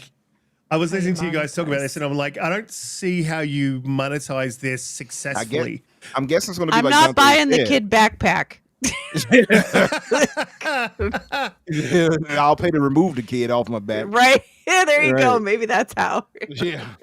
But like Donte said, it might just be cosmetics. You know, I guess. Yeah. Well, no, Yeah. look, it literally says on, I'm just looking it up now, Game Informer, Ballad of Antara is a gorgeous free-to-play fantasy action game where you carry a kid on your back. Yeah, it's, I don't know how they're going to monetize this. And yeah, it's literally what it says in Game Informer. I can share the screen. Wow. Yeah, this looked good. This looked really good. And if it's a 3-player co-op, Unreal Engine 5 looking really, really nice. I think this has definitely got a chance. If this is where we're taking free to plays, I'm all for it. Like I'm down for this. So, but I'm not against live service. It's how you do live service that matters. So how they do this, anyone's guess. And that's the other thing I was going to say a lot about. A lot of the games that I was interested in, they didn't really show me enough for me to be like, yeah, I'm in, or no, I'm not in. Yeah. Like, I think this looks nice, but I don't know much more about it. There's some combat a little bit, and that's all I know. So, you know, is it RPG? Is it loot boxes? Like, what is it? Like, how are you going to monetize that? So, yeah, that's really all I got. They look nice. It's going to be on Xbox, so no reason to boot up the PS5 once again. Next were the 2 VR games, Behemoth, Skydance's Behemoth, which looked absolutely amazing. That thing looked really good. It was like the fantasy. You gonna finally buy a VR game? And I and bought a open that VR box? game, and I might buy this one because it You gonna looked open the box? really good. Well, eventually I'll have to, right? Hopefully, I didn't get a Hang on a minute. defective one What'd off you the say? line and don't know it. Are you just You know, open the box. And an Alien Rogue Incursion. Also, I love aliens, so I'm excited about both of those. The PSVR 2 was $100 off this week. Just saying. And that PC port is supposed to, or the Are you trying to sell me? converter. You trying to sell me on that? Yeah. I am. The They box you haven't The- opened? They need to remove like Because $400 I need more. friends. I need You trying to sell friends. me on the box you haven't opened? I need friends. You're gonna be Call so her out. jealous after I Call take her it out Donte. and play with it, and you're gonna be like, "Dang, I wish I'd bought one. That sounds so cool." No, I mean, because I have That whole VR already on my conversation PC, was so all-worthy. why would I want to get Yeah. the Wow. inferior setup? PSVR 2 better. If So they then just took off, after like, that, $200, they it'll be had fine. Marvel Rivals console So port hang on. coming in July. Are we gonna talk about that Behemoth? Because I actually thought that looked good, It and looked I really think good. that might be something that I would be maybe keen on getting a PSVR too. For that, look, Don't lie. All VR games look shit. I skipped them all. Agreed. That's not true. All VR I'm games sorry. do not look like This shit. did absolutely sorry. nothing for me. It was like a fake Are you Skyrim. serious? This looks amazing. Oh, if you don't like Skyrim, then you I can love just I don't like the Skyrim. way VR Shut your games mouth. look like they're about Really? 3 generations old. I'm not gonna lie. Like Agreed. that's Yeah, just but how That's I not see it. all you games. you This don't is not enough of understand them that until look you really, play really great. VR. But certain games can look pretty good, especially if they're like high quality, like Half-Life Alyx, which is not Yeah. enough studios are making games like that. That's the problem. I should have Right? prefaced that by saying that I can't play VR. I have like You get I'll busy. give you an example. If I go on the teacup ride with my daughter, like I'm out of action for an hour.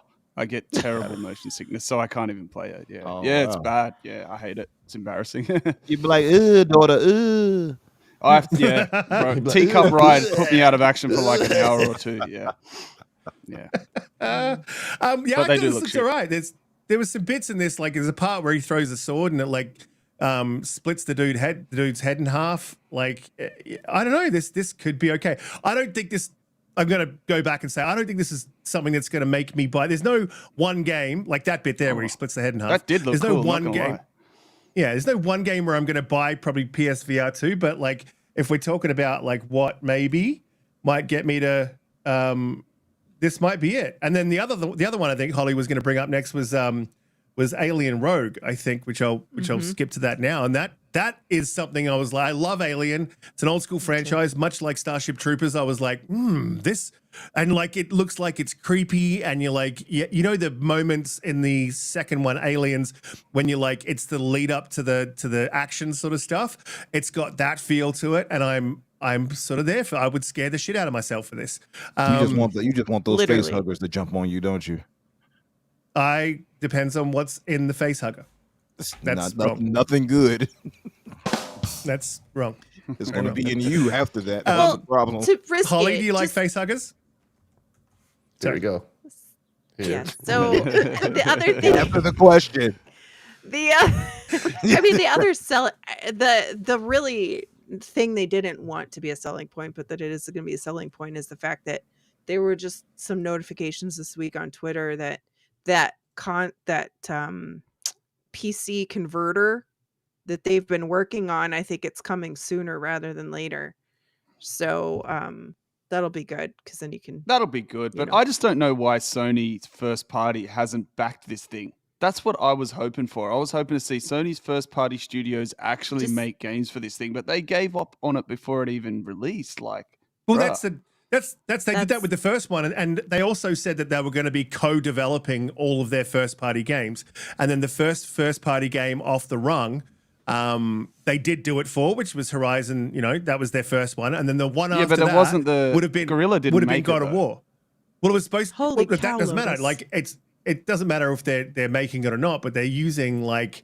They shout out to IP. Lotus Esprit with the 20 gifted memberships. You're an absolute Yeah. legend. Thank you Legend. very Thank much. you so Thank you, much. Lotus. Legend. That's awesome. But yeah, like the doesn't matter who's they're co-developing a first-party game, so I'm fine with that. But God of War was a perfect one. You could have gone God of War hardcore, Yeah. and that would have been Yeah. awesome. But they didn't. They just didn't do it. And they just dropped support for it, which they did for the first one as well. And I called it Umbra. I don't know if you remember, but way back when they released the PSVR 2, and I was like, look, I'm here for it. Like, I'm down for VR, but I'm pretty sure they're going to drop this like a hot pocket as soon as they launch it. And it took them a year to drop the PSVR 1, and to the day, I was right. 100% to the day. Well, a see, year after they launched it, dropped I it. remember you doing that, saying it all, but I also was like, the entire time, because I have zero interest in VR. So I was negative the entire time. Only Holly, who still hasn't touched her PSVR, is hyping it up. Well, the and problem with it too, like the biggest egregious problem with it, is that they've provided no support for VR2 to play the VR1 games, which is just ridiculous. Shocking. Absolutely shocking. Right? And that's the thing, Anyway. because they believe in generations, but they make games for both. The problem I feel that they have with VR for them is that they weren't going to do enough support for it unless it was a huge hit. And I feel like you're like it was kind of like, we're going to test the waters and we're going to try this again, and then if we can get enough people to basically go ahead and purchase into it, then that's when we'll really focus on it. But if It's they a didn't chicken get and enough, egg, though. If Yeah, you don't have yeah, these games, exactly. why are you going to buy it? And you're exactly, not Right. gonna- like you got to entice people to be like, oh man, I gotta Yeah. go ahead and get this in order to play that. 100%. So it's You like, we can't don't just have that. Capcom doing Resident Evil games and be like, that's Exactly. it, that's enough, come and buy. yeah, Exactly. Right. Guys, if there were 5 or 6 games to the quality of Half-Life Alex, people would I'd be adopt down. VR.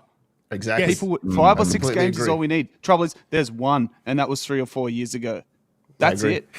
Like Yeah, it's that's unfortunate you to and the point where far you in play that between. game and other games that have like a story narrative end up paling in comparison to it, and then you're kind of like, that is why this market can't really take off, because you don't have enough, at least for people who can play it and not get sick. Because I know a bunch of people who suffer from the same thing that you do, Garuda. But for people who can play it and not get sick, it's like the most immersive gameplay I've ever experienced. Which was playing Half-Life Alyx in VR. Yeah, I'm It's jealous. like- There's a People- name for yeah. there's a name for that. I can't remember. Pussies. Damn. The thing is too, like my nephew, You didn't hear that from me. right? He has the medical. What's it? The medical. I think it's called the MetaQuest 3 or whatever. So he has Metaquest that, 3 is the newest one. and it's hilarious watching him with that on his little head, and he's yelling at the whatever. He's playing some game on there. I forgot what it was. Some stupid monkey game, and he's like got to climb and all. I'm looking at him, and he's no, "No, help me!" And he's yelling and screaming around and flinging the controller like in the distance by mistake. And I'm like, "Boy, what are you doing?" And I can't imagine me at my age putting that thing on my big head and like sitting there getting immersed and walking into a wall or something like that and be like, no, let me go climb the wall and wall climbing simulator 2. Like, no, if you haven't played it, no interest. So what you do in the VR thing, right? So There's it boundaries. scans Scans your your room area. surroundings. So it sets up boundaries. So it'll tell you when you're getting close to anything that's around you. Like A and, big green like, wall will come up letting you know that you're like close to the boundary.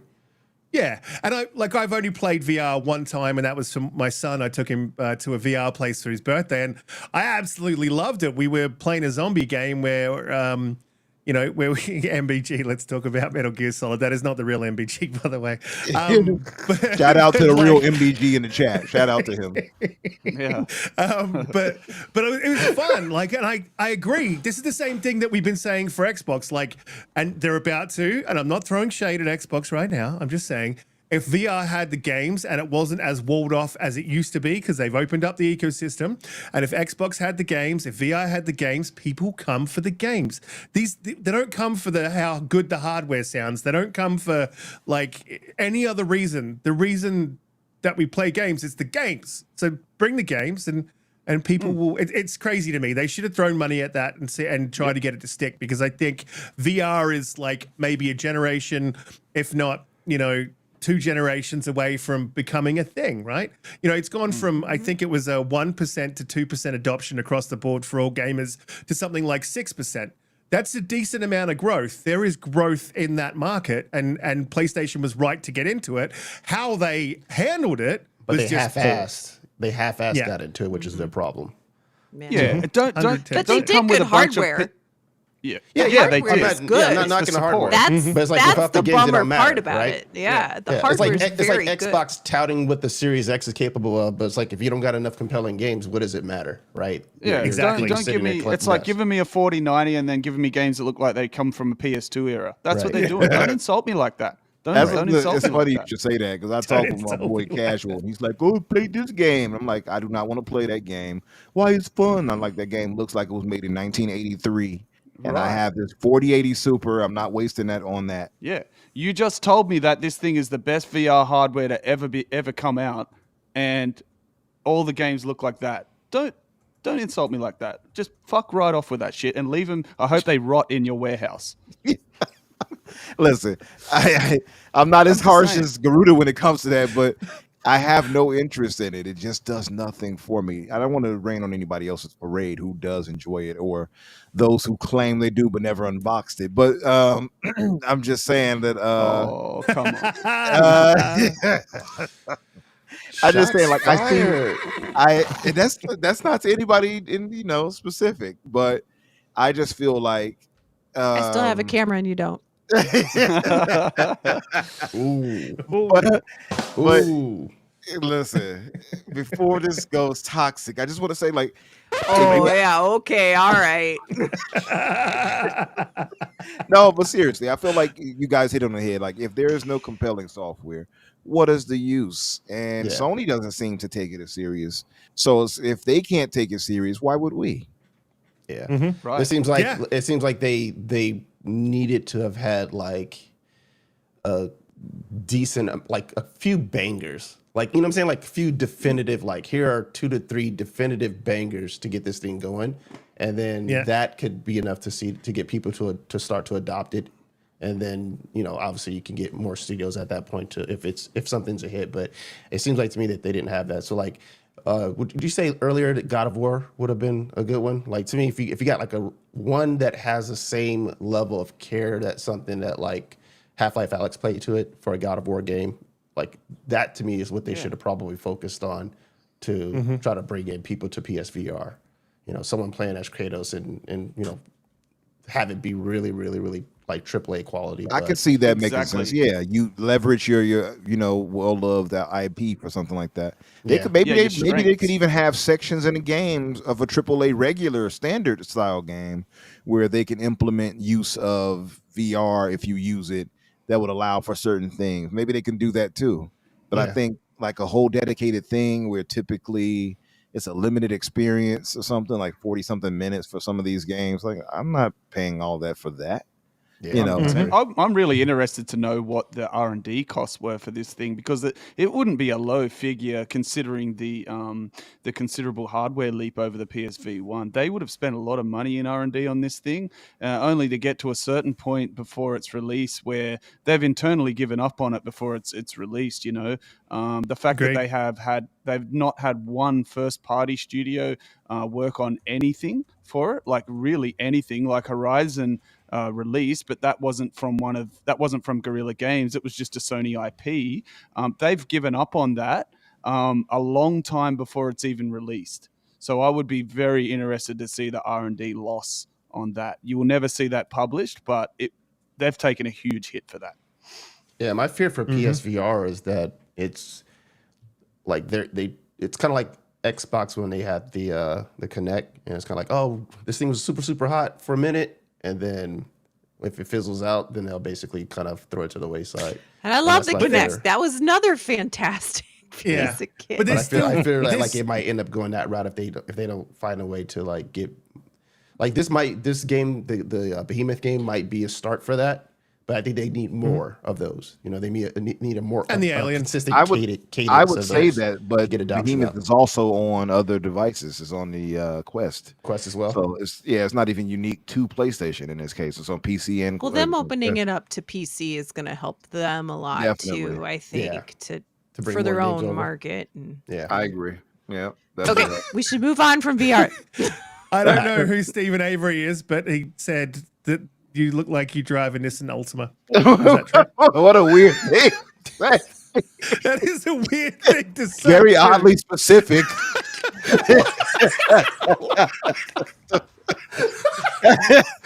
I don't know. Blue's like, should I be insulted? Am I insulted? I don't know Right. if is that a good thing or a Blue's bad like, thing? wait a Right. I don't know second, if it's wait a bad or second. good. Hold up, I'm trying to pin the Ultima. Is that the van? It doesn't seem like, yeah. Steven must know her personally. That Oh, was too God. specific right there. I don't know. Wow.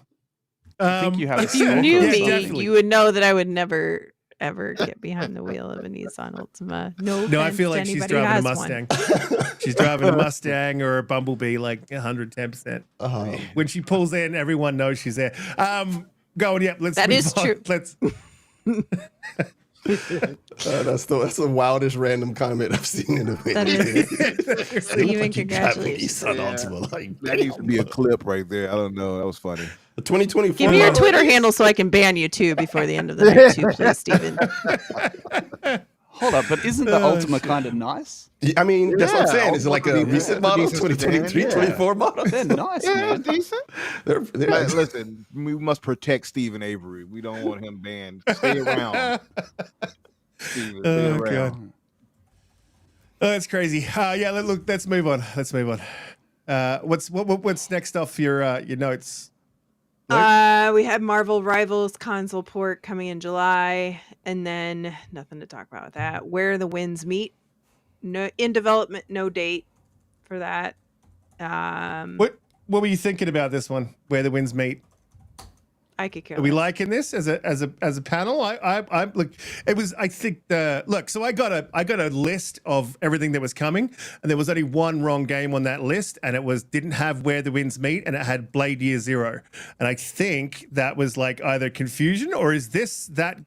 This is not Blade Year Zero, right? It's probably So is it- confusion. Yeah, it's definitely not that Yeah. game. That game is shovelware as far as I'm concerned. Phantom Blade Zero. That's not. I don't believe that's a real. It's not real. thing.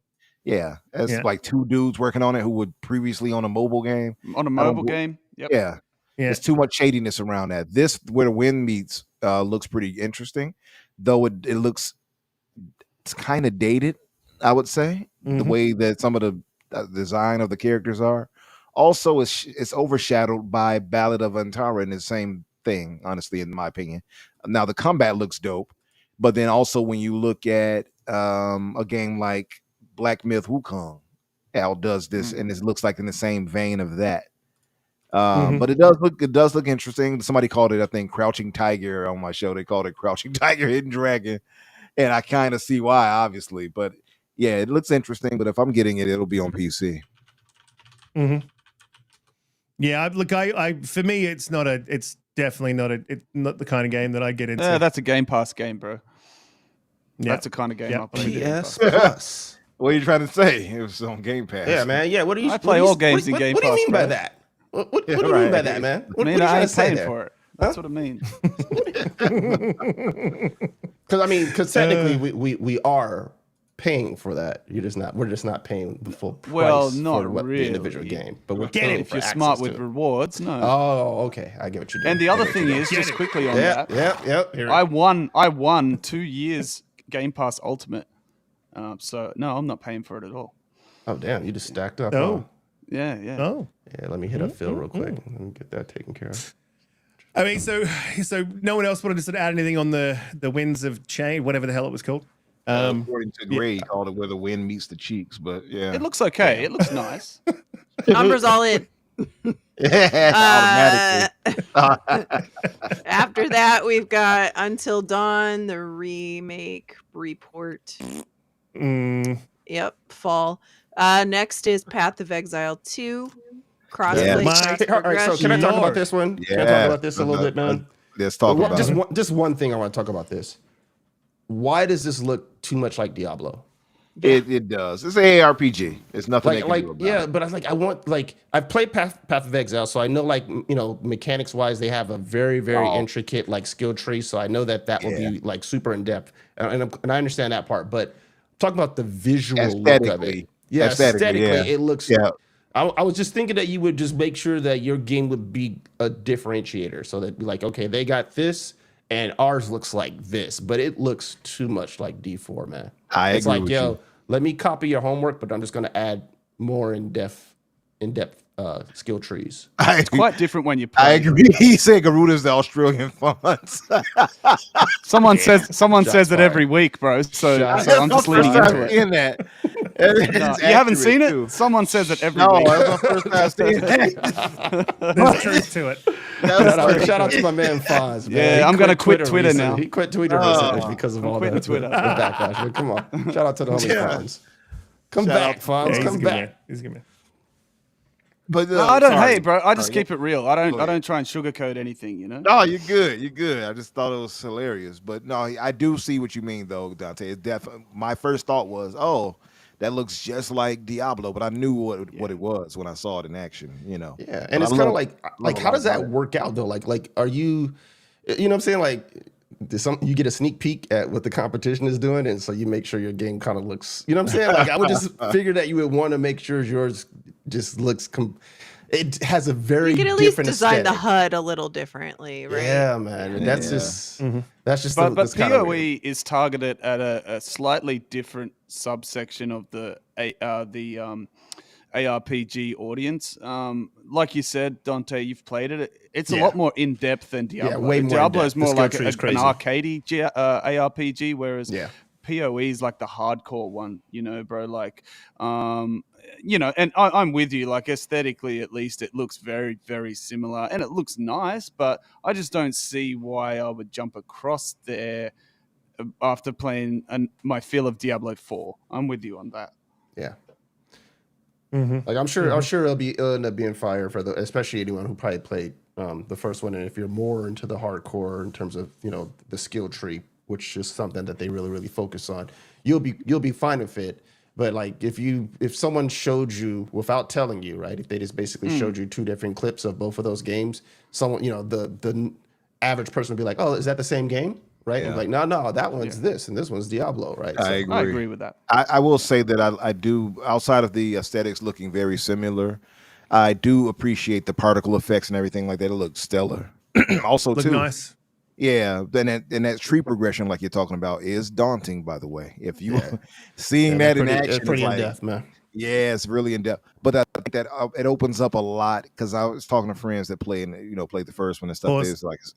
I was talking to friends that played that, and they were like, the first game at least, and they were like, "Oh, it's really challenging." I'm like, "That's perfect. That's not a problem. I like challenging games." But also too, it opens up the door for a lot of exploration as far as skills and how you builds and stuff like that. So I think that's pretty cool. I'll add this. It's also free to play. So their model for doing that is free to play as well, and they rely off of microtransactions and stuff like that too, and it's worked for them. Yeah, their monetization. Say the words, Donte. Anyway, it's pretty crazy. Like you can spend. I've seen people who have spent like thousands of bucks in PoE. Yeah. Yep. But that was my second traditionally game of been the pretty show. good, right? With that. Yeah. Yeah, I mean, traditionally been very good with the monetization. If you're really, really into it, if you're someone who, I mean, like, I'm not going to knock anyone who, if that's your bread and butter and you're really, really into it and you're getting your money's worth, do you, right? Because there's people who probably done the same thing for games like WoW and any other game that they played, thousands of hours in. So, but yeah, that's where they make their money is they monetize, and yeah, you'll see some interesting prices for certain things. At least that's how it was in the first one. I don't picture them changing it for this one. I'm with you, Umbra. That was one of my top ones of the show, but I sort of agree. With it looks similar. I mean, it always has looked similar though, right? I mean, it's probably a little bit lighter, a little bit more color rich than Diablo traditionally, but I mean, it looked good. It does look really similar, but it always sort of has been, right? But the connoisseurs like Diablo, right? To be fair to PoE, it looked more like Diablo 4 before Diablo 4 looked that way. And I mean to say that by when Diablo 3 went with that more colorful, cartoony sort of art direction, PoE continued down the path of the Diablo 2 realistic look and hellish look. So they haven't really changed. It's Diablo that changed back to their original way. Yeah, coming back, right? Coming back, yeah. So but PoE hasn't changed. Yeah. It's a little bit more coincidental than it seems that they look so similar. That's what I think. I think that's fair too. One thing I'll throw it out there just as an aside, because I was talking to a friend about it, is why I love seeing those types of attacks and stuff like that added with these ARPGs. And I wish they would go further with it. You look at some of our Asian brothers when it comes to those types of things and attacks. In, for instance, Lost Ark. I'm not sure if you guys heard of it. Lost Ark, made by a South Korean studio. If you look at those attacks, Riskit, maybe you think you could probably pull up a clip of that Lost Ark to kind of drive this point home. You could look up like Lost Ark and like look at like the classes, and for instance, that'll probably be a video to show all these different classes. Lost Ark is kind of overly monetized in a way, but it's one of Steam's most popular games. I actually really hope that's brought to console. Well, I guess it won't matter with the future Xbox is going to be fair, but it's really cool. And the attacks and powers you use on there look like, if I had to compare it, it will be the Devil May Cry of ARPGs. Like look at that right there on the screen, for instance, versus what you'll see in a Diablo or Path of Exile. Like the things that they allow you to do, it looks like, like you can really get into that playing the game and like feel like when your power, you've shifted your build, like it really matters. And it really pays off aesthetically, visually, as well as, not aesthetically, but visually, when you're hitting people and the sound effects and things like that. It all sounds good. It feels good. It looks good. I would hope that ARPGs in America, the Western style ARPGs, go more in that direction going forward and really go all out with the attacks you can do. Like, look at that, drop the meteor on somebody. That looked cool. It's crazy. But on the flip side, I think I was talking about this to someone else the other day. Diablo 3 had similar reactions from the enemies and impact moves than what Diablo 4 does. And I mean that if anyone can cast their mind back to Diablo 3, when you played as the Witch Doctor, which is my main character, when you do the Bogadile skill, the crocodile comes up out of the ground and it launches enemies flying up into the air all across the screen. There are no attacks that do that to the physics of the enemy in Diablo 4. That's one thing I think they didn't do as well. I agree, man. I like the way that the impact is and the way it damages the enemies physics wise. I think that's reduced in Diablo 4. Yeah. But what game were we moving on to after this? Because so that was my There's number 3 2. left. Three left. Three left. That was number 2 for Si- me. So I would say that one. We and- could- well, wait, hold we on. Was could number one just- Astro? Number Sorry. 1 is Astro. Okay, all right. 100%.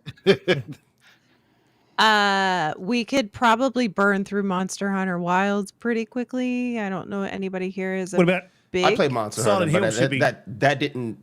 I wasn't like, oh man. I think is that good? I think that should be like I multi-plat actually anyway. like the look of it. It's is. multi-plat. It's multi-plat, I think right? it is. Yeah. Yeah, It is. So that to me, Yeah. if it's multi-plat, I'm not cool. Yeah. Okay. It's there. Same Then thing the for me. When I saw it, it was like I for one, I feel sad that I couldn't fully get into a Monster Hunter game. I own World, but never really got into it. I know Red Wolf was like, "Hey, man, I would jump in with you." So maybe if I play it with a squad, maybe I can get into that. I just never did. I Unfortunately, think it looked really good. yeah, I nice think it looks visuals, decent. man. Nice visuals. I will say though, outside of it looking kind of cool visually, I still think it's kind of dated. I still think they need to update the visuals a bit for that. I To me, agree. it looks like a port from the Switch to me. I'll be I agree. honest. And kind of Yeah, I think that's art Like direction. when you're out in the more world than and, visuals, and the like- mechanics and fighting is all fun and cool, but it does. The voice kinda was make very childish look dated. too. That's Like- kind of Yeah, they always have been, Holly. I've never Yeah. liked that about Oh, the. okay. Yeah, Yeah. you wouldn't like Okay. that part about it for sure. I don't They like do it. that. But I'll say this: like, I'm sure it's going to be great. I just wasn't like, ooh, it was like you got 19 games in the series. Like, okay, like we get it. I'm happy. I'm sure I know Capcom is doing a thing with it. They got a lot of improvements. Were pointing out to me that seemed to make it better. That I'm sure it's going to be good. I mean, it was already out, right? So on Switch, I think, or at least will be. No, But- not this one. Not this one, Not but this it one. will No, be on yeah. Switch. That's right. So they made some improvements and stuff like that. So fans of the series, they should be more than happy with it.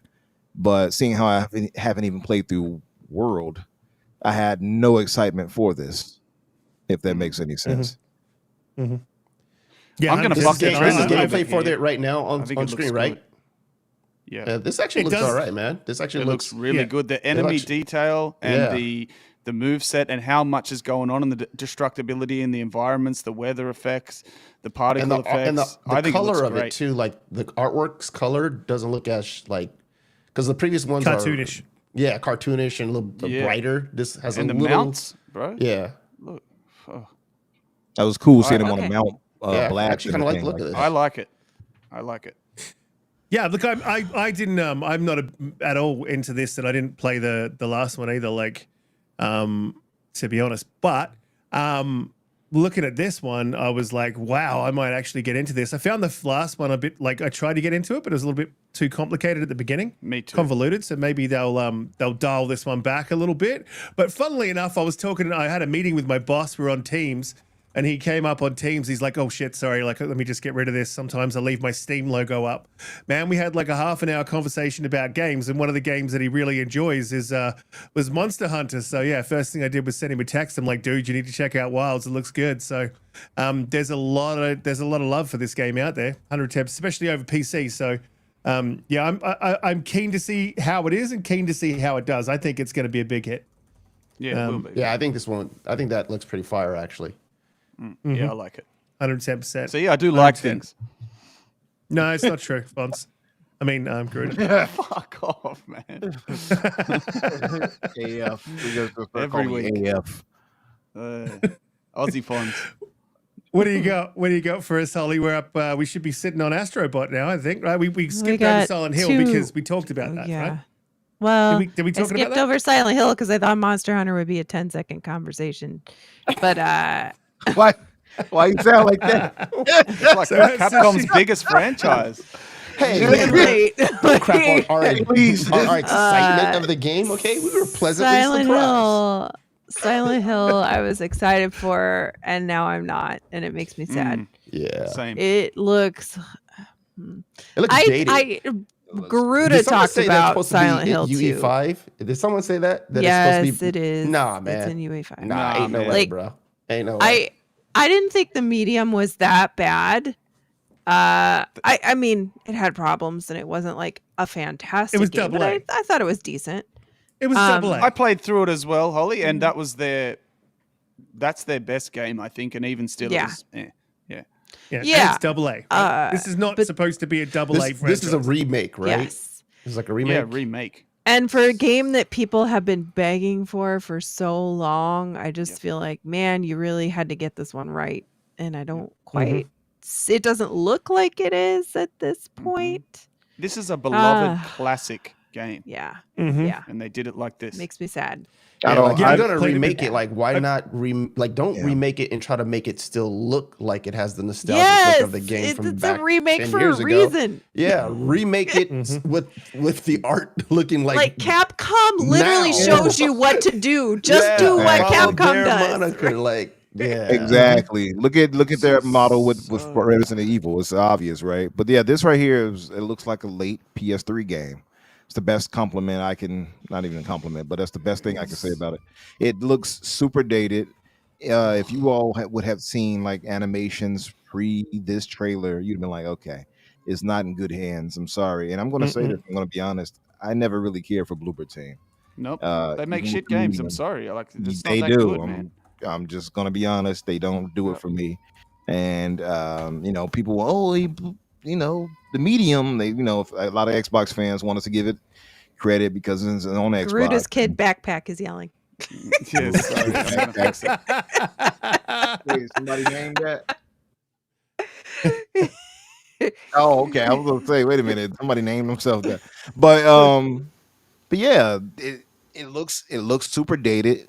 And like he said, it's a beloved franchise. It's a classic in that, especially in the psychological horror kind of genre. And this is what they turn in. I just don't understand that. And Konami had been out of the game for so long when it comes to putting games out. So why cheaping out and go to Blooper Team? I just don't understand it. I feel you like got- they could have you gone got like better with Resident Evil doing their things with all the games that they've been remaking, Mhm. right? Making them look like really, really spectacular. You got Remedy with what they did with Alan Wake, making them look really spectacular. So it's like, if you're remaking something for now, shouldn't that be the bar?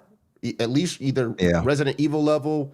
Maybe you don't get as close to what Alan Wake 2 looks like, but you somewhere close to that for enticing people now to want to play that game. Mhm. Oh, 110%. I mean, like, I think Resident Evil is and remains the gold standard. So even if you hit just around that mark, right? If you're hitting around that mark, you're going to get like acclaim. And this for me, when you say nostalgic, like this is one of the games. My best friend, God rest his soul, he passed away. Like this is one of the games. Like there's a few tentpoles that me and him used to play. Like Mana, Silent Hill, Tekken, and Need for Speed. Man, this is the one of the ones that we used to really get into. So to see the treatment of this, I feel like it's really poor treatment. Like I'm a little bit annoyed about it that this is what they've just sort of passed it off to. Like no offense to Blooper Team, I know everyone's been really harsh, but they've passed it off to a team that's really not ready for it. That really is a AA studio.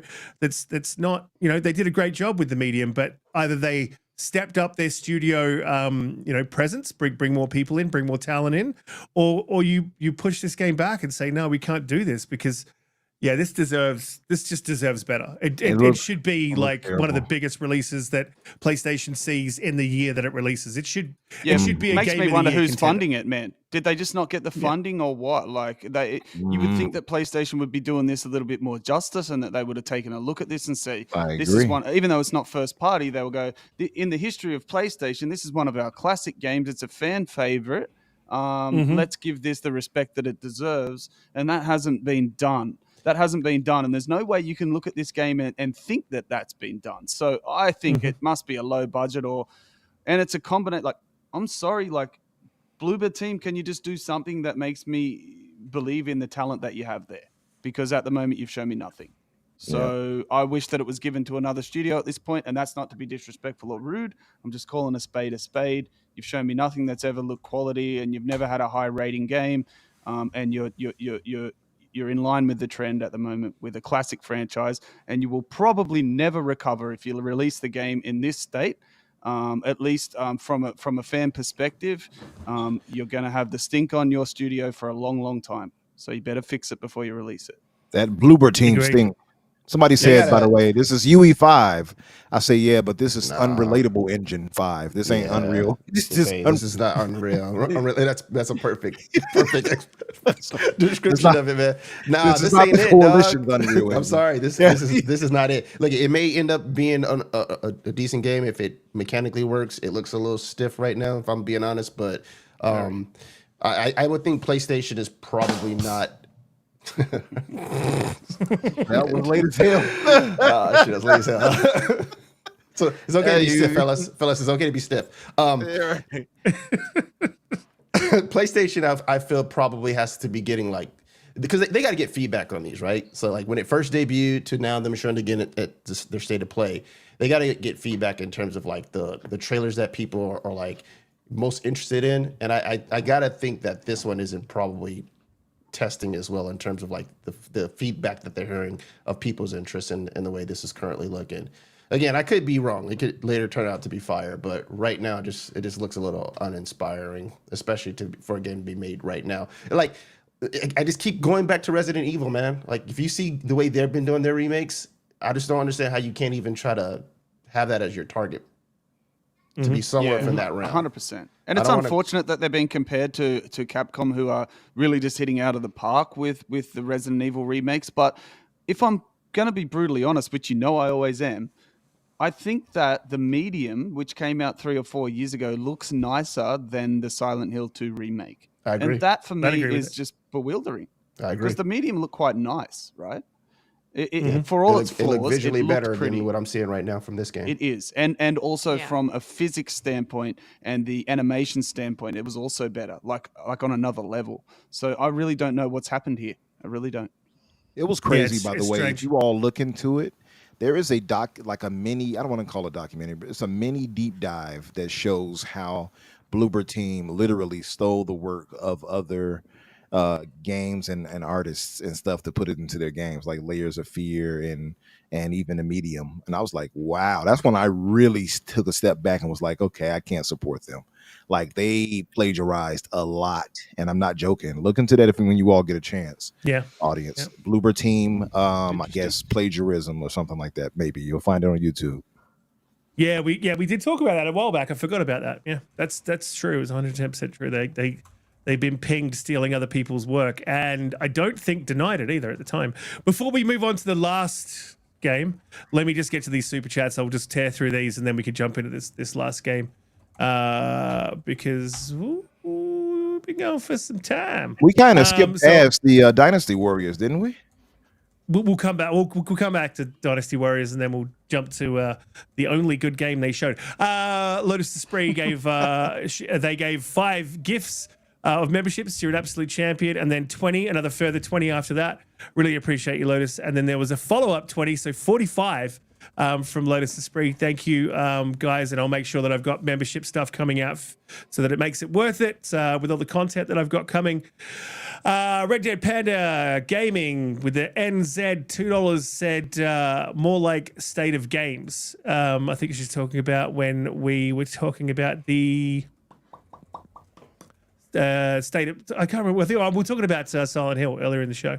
Spartan661 says, I don't with the $9.99 super chat, he says, I don't think Halo will be the same. I'm not for Master Chief in the UE5 and looking like Marcus Phoenix. I'm sorry, but I'm not for it. We all love you, but for real, it's not Halo Infinite. Umbra, that's to you.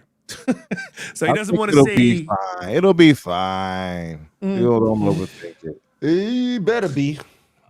Just quickly, I think if they're going to move into a new engine, and the sandbox is everything, man, and you got to figure out. Like, have we seen? Is there a what multiplayer game like a shooter sandbox is running in UE5? Is there any? No, we've seen Halo in UE5. There's a couple of creators out there that have ported a lot of the Halo Infinite maps over to UE5. Looks amazing.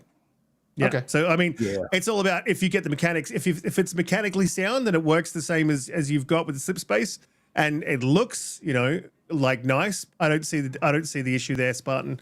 I think you're sort of thinking it's going to affect the mechanics of the game, and if it doesn't, that's the biggest thing. It has to perform the way like at least what Infinite's performing right now. If they'd like to test the waters just a little bit with the new engine with UE5, why not just like make a little ODST part 2, make like Do a little ODST in 5-hour UE5. campaign in UE5, test the waters a little bit, gauge a bit of fan feedback, get a bit of experience, whilst also giving us some long needed content and some much wanted content, and then go from there onto the next big mainline Halo. Why not just do that? You've got Well, a massive completely team. just to agree. throw it That's out a there. perfect way to kind of introduce if you are making that transition, Right, Because right. if what we heard is true about because this is all about supposedly the troubles they've had with Slipspace, right? That it's been hard to work in, right? So if you're doing this, then get people in the Halo community, give them a little something that's kind of like, here's an introduction, so you know what to look forward to, see how we respond to it. If you do something like ODST, which people have been kind of asking for something to come out again anyway for that, that's a perfect way, I think, to introduce it. Yeah. versus the next Well, major just to program. throw it out there, by the way, Infinite Forges is one of the ones who used it, switched to Infinite, UE5, right? yep. Yeah, and it looks magnificent. That said, the current rumor is, at least according to our brother Mag, is that they're doing a spin-off Halo project that will be at the showcase. That's what he reported on. Good. That's what we need. Yeah, and it'll be using Unreal Engine. So we'll probably find out sooner than later how it looks once they do that. Yeah. Well, I mean, again, mechanically sound, looks nice. I'm happy with that. If it's the same Halo that we know and love, just in a different engine, who cares about what the engine is? It could be any engine. Yeah. As long as it's not held Especially together if with it's duct easier tape and for all them that. to develop for. That's the Yeah, biggest thing. 100%. Yeah, you bring content, I'm happy.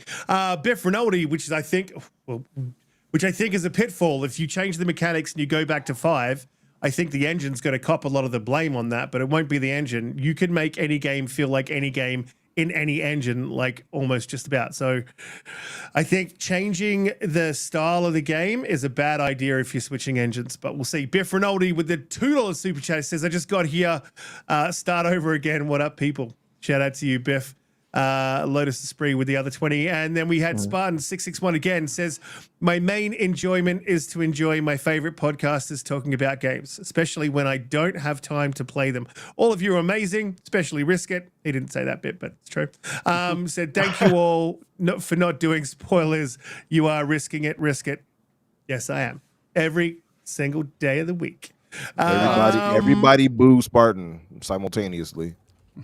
What are we jumping into? We're jumping into Dynasty Warriors now, Holly. Is that the kickoff? I think Umbra was the one who had something to say about that. Yeah, I think we're on the last one, but I'll just touch on Dynasty Warriors really quick. This was my third favorite game of the show. I think Ballad of Antara was fourth, and maybe Where the Wind Meets, whatever, probably fifth. This I hate to say it like this, but this is a guilty pleasure of mine. Dynasty Warriors. I've loved it since the PS2. I remember going and standing in line for the PS2 back then and getting this as one of those games, running out there, and I still have fond memories of like going against all these enemies. You racking up all these kills, and you see your counts going up, and it's like, yeah, taking all these guys down, right? And then you come across Lord Lu Bu, and they're like, oh no, run away from Lu Bu. He has his red mare or whatever. And I'm like, oh, please. I'm like, I murdered all these thousands of people. Lu Bu is not stopping me. I've taken out some generals too. Lu Bu, and I played with my cousin at the time, and it was split screen. It had it, couch co-op, and Lu Bu proceeded to beat me and my cousin ass, and it was hilarious. He beat our ass like we stole something from him. Yeah. It was hilarious. But ever since then, I've always loved Dynasty Warriors. So I haven't always stuck around with it. But when I did get them, I did enjoy them. So seeing this where they changed the focus to a single style character, and they've updated the visuals, although I don't think it's still as good as it could look. I still feel like they have a ways to go, and it's coming out next year, so they're probably going to add a bit more polish to it. But the style that they're using to switch it to a single person that you're focused on tells me that it might be a better story that they're offering. That has always been the issue for me with Dynasty Warriors. The story has been very loose based off the Three Kingdoms story, right? So it has always been kind of wonky, and they'll go around with it from there. But if this is more focused, that's dope. Also, it seemed to experiment on the styles you can use with that character, from the staff to the hand-to-hand combat and things of that nature. So I like that. So I'm interested in seeing how that plays out. That's my third best game of the show. So for me, Path of Exile number 2, this was number 3. Nice. I'm with you, man. Nice. Yeah, I didn't think it was. This is the thing. I like there's another game where you fought like a ridiculous amount of people on screen, and it came in with the 360, and they were saying, never before possible to have 100 NPCs on screen and like smashing through it. And I like that, and I never really played Dynasty Warriors. I have just avoided. This is very Xbox dude bro of me to say. I have just avoided Japanese games since except for Tekken. Since day one. It's just that they've always had weird stories that I didn't understand, and I was just like, yeah. I'm a JRPG guy from the Super Nintendo days, so I kind of have a little bit of an affinity for these. But it's correct me if I'm wrong, but Dynasty Warriors has always been a little bit more Chinese, I believe. But I'm with Umbra. It's always been a sort of a guilty pleasure for me. I also bought it at PS2 launch time. Hang on a minute, it's Chinese? Dynasty Warriors. No, Dynasty is mostly Samurai Chinese. is Japanese. Yeah. But Dynasty wasn't Warriors that samurais in the thing? Like they were actually when they what were they? They did have what's the name of that? crossover. They might have been, but but traditionally it's a Chinese history based game. So sorry, yeah, I'm the same. It's always been a little bit of a guilty pleasure. It was quite impressive back in the early days when the original ones first came out, because of all the enemies on the screen at the same time. Hadn't really been done, and it was essentially a button masher, but it was a bit of fun. And this one actually looks like a little bit more of a leap over some of the recent ones that have been very cut and paste. So I haven't played one for quite a while, but this one looked kind of cool. So, but again, it's on Xbox, it's on PC, had really no place at a PlayStation show. So, but yeah, it looked cool. Yeah, I feel like Holly's really interested in this one. Holly, did you want to add something to this one? Yeah. No, moving on. She's so interested. She turned off her video channel. Damn. That's how interested she is. Damn. Tell us how you really feel there, Holly. Oh, Umbra, it's like that. She's like, Dynasty what? Bye. You're like, you gave it breath too much. Moving on. Cool. Well, let's definitely do that. Let's move on. Before we do, please hit the like button, share us out, subscribe. If you are new here, we go live 8 p.m. EST, 8:15, give or take. If you're in the US, if you're in Australia, it's 11 a.m. And if you're on the West Coast, best coast of Australia, where I am, where all the good people are, it is 8 a.m. Moving East Coast, on to Astro Bot. Is that right? Yep, Yes. that's it. That's the last one. Fucking amazing. The show stealer. This is. I saw some people saying this saved their show. Yep, it did. For definitely. some PlayStation fans. So that shows you where the state is right now of game development and it looks good. Don't get me wrong, but it's just I would not have expected that this would be the game that was going to be like, yeah, this saved the show for a lot of people. Well, that's how bad the rest of the show was, to be fair. But this does look incredible, and I'll say that coming from a place of still holding the opinion that Astro's Playroom, the pack-in game for PS5, is still the best PlayStation 5 exclusive in my opinion. It is. I remember best. when I got. Yes, it is. Yes, when I fired it up on launch day, I got a PS5 on launch day. I no longer have one because it's pointless to have one. Terrible, boring games they've released since then. But when this was the first thing I played, like many people with the PlayStation 5 on launch day, and I thought to myself, if this is what the generation for PlayStation is if this is any indicator of what's coming, this is going to be an amazing system. We have had anything but We have had the complete opposite of what this showed. This is the game that showcased the controller the best. It visually looks stunning, mechanically beautiful, replayable. It leans into everything that's cool or was cool about PlayStation. It is just so much fun. It is so creative. This is everything I love about video games. It really is. You can say I hate on a lot of things, but this is a game, man. This is exactly what PlayStation people should be asking for, but because they went in the complete opposite direction of movie games, we lost games like this. And this is what made PlayStation. Okay, this is incredible, and I am so happy that it's just unequivocally and universally being praised and hyped. I hope people buy this. Now, I don't have a PlayStation, and I'm not going to buy a PlayStation for one game. Okay, but I hope that this game is successful because this is a step in the right direction for what I want to see from PlayStation. You can make your sad dad one and done movie games. That's fine. But don't have it so that that is all you make, like right now. Okay. Where should it be? Now they're Priced making at? live service games. Where should it be priced at, Garuda? That's trash. This is sorry, Donte? What do you think it should be priced at? Do a check because the panel it looks like chat it's a been asking. fully fledged game, and from what I've read, like about it having 80 levels and stuff, I don't think any game should be priced at 70, but I think you can. Okay, so if it's $120, that's what, or $110 in Australia, which is what a $70 game is. I don't think any game is getting my money for even $60. So if I'm the wrong person to ask, but I don't think full price because I want it to sell, and it won't sell at full price. No game sells at full price. Okay, $70 games have killed game sales, in my opinion. No game Okay, sells at full price?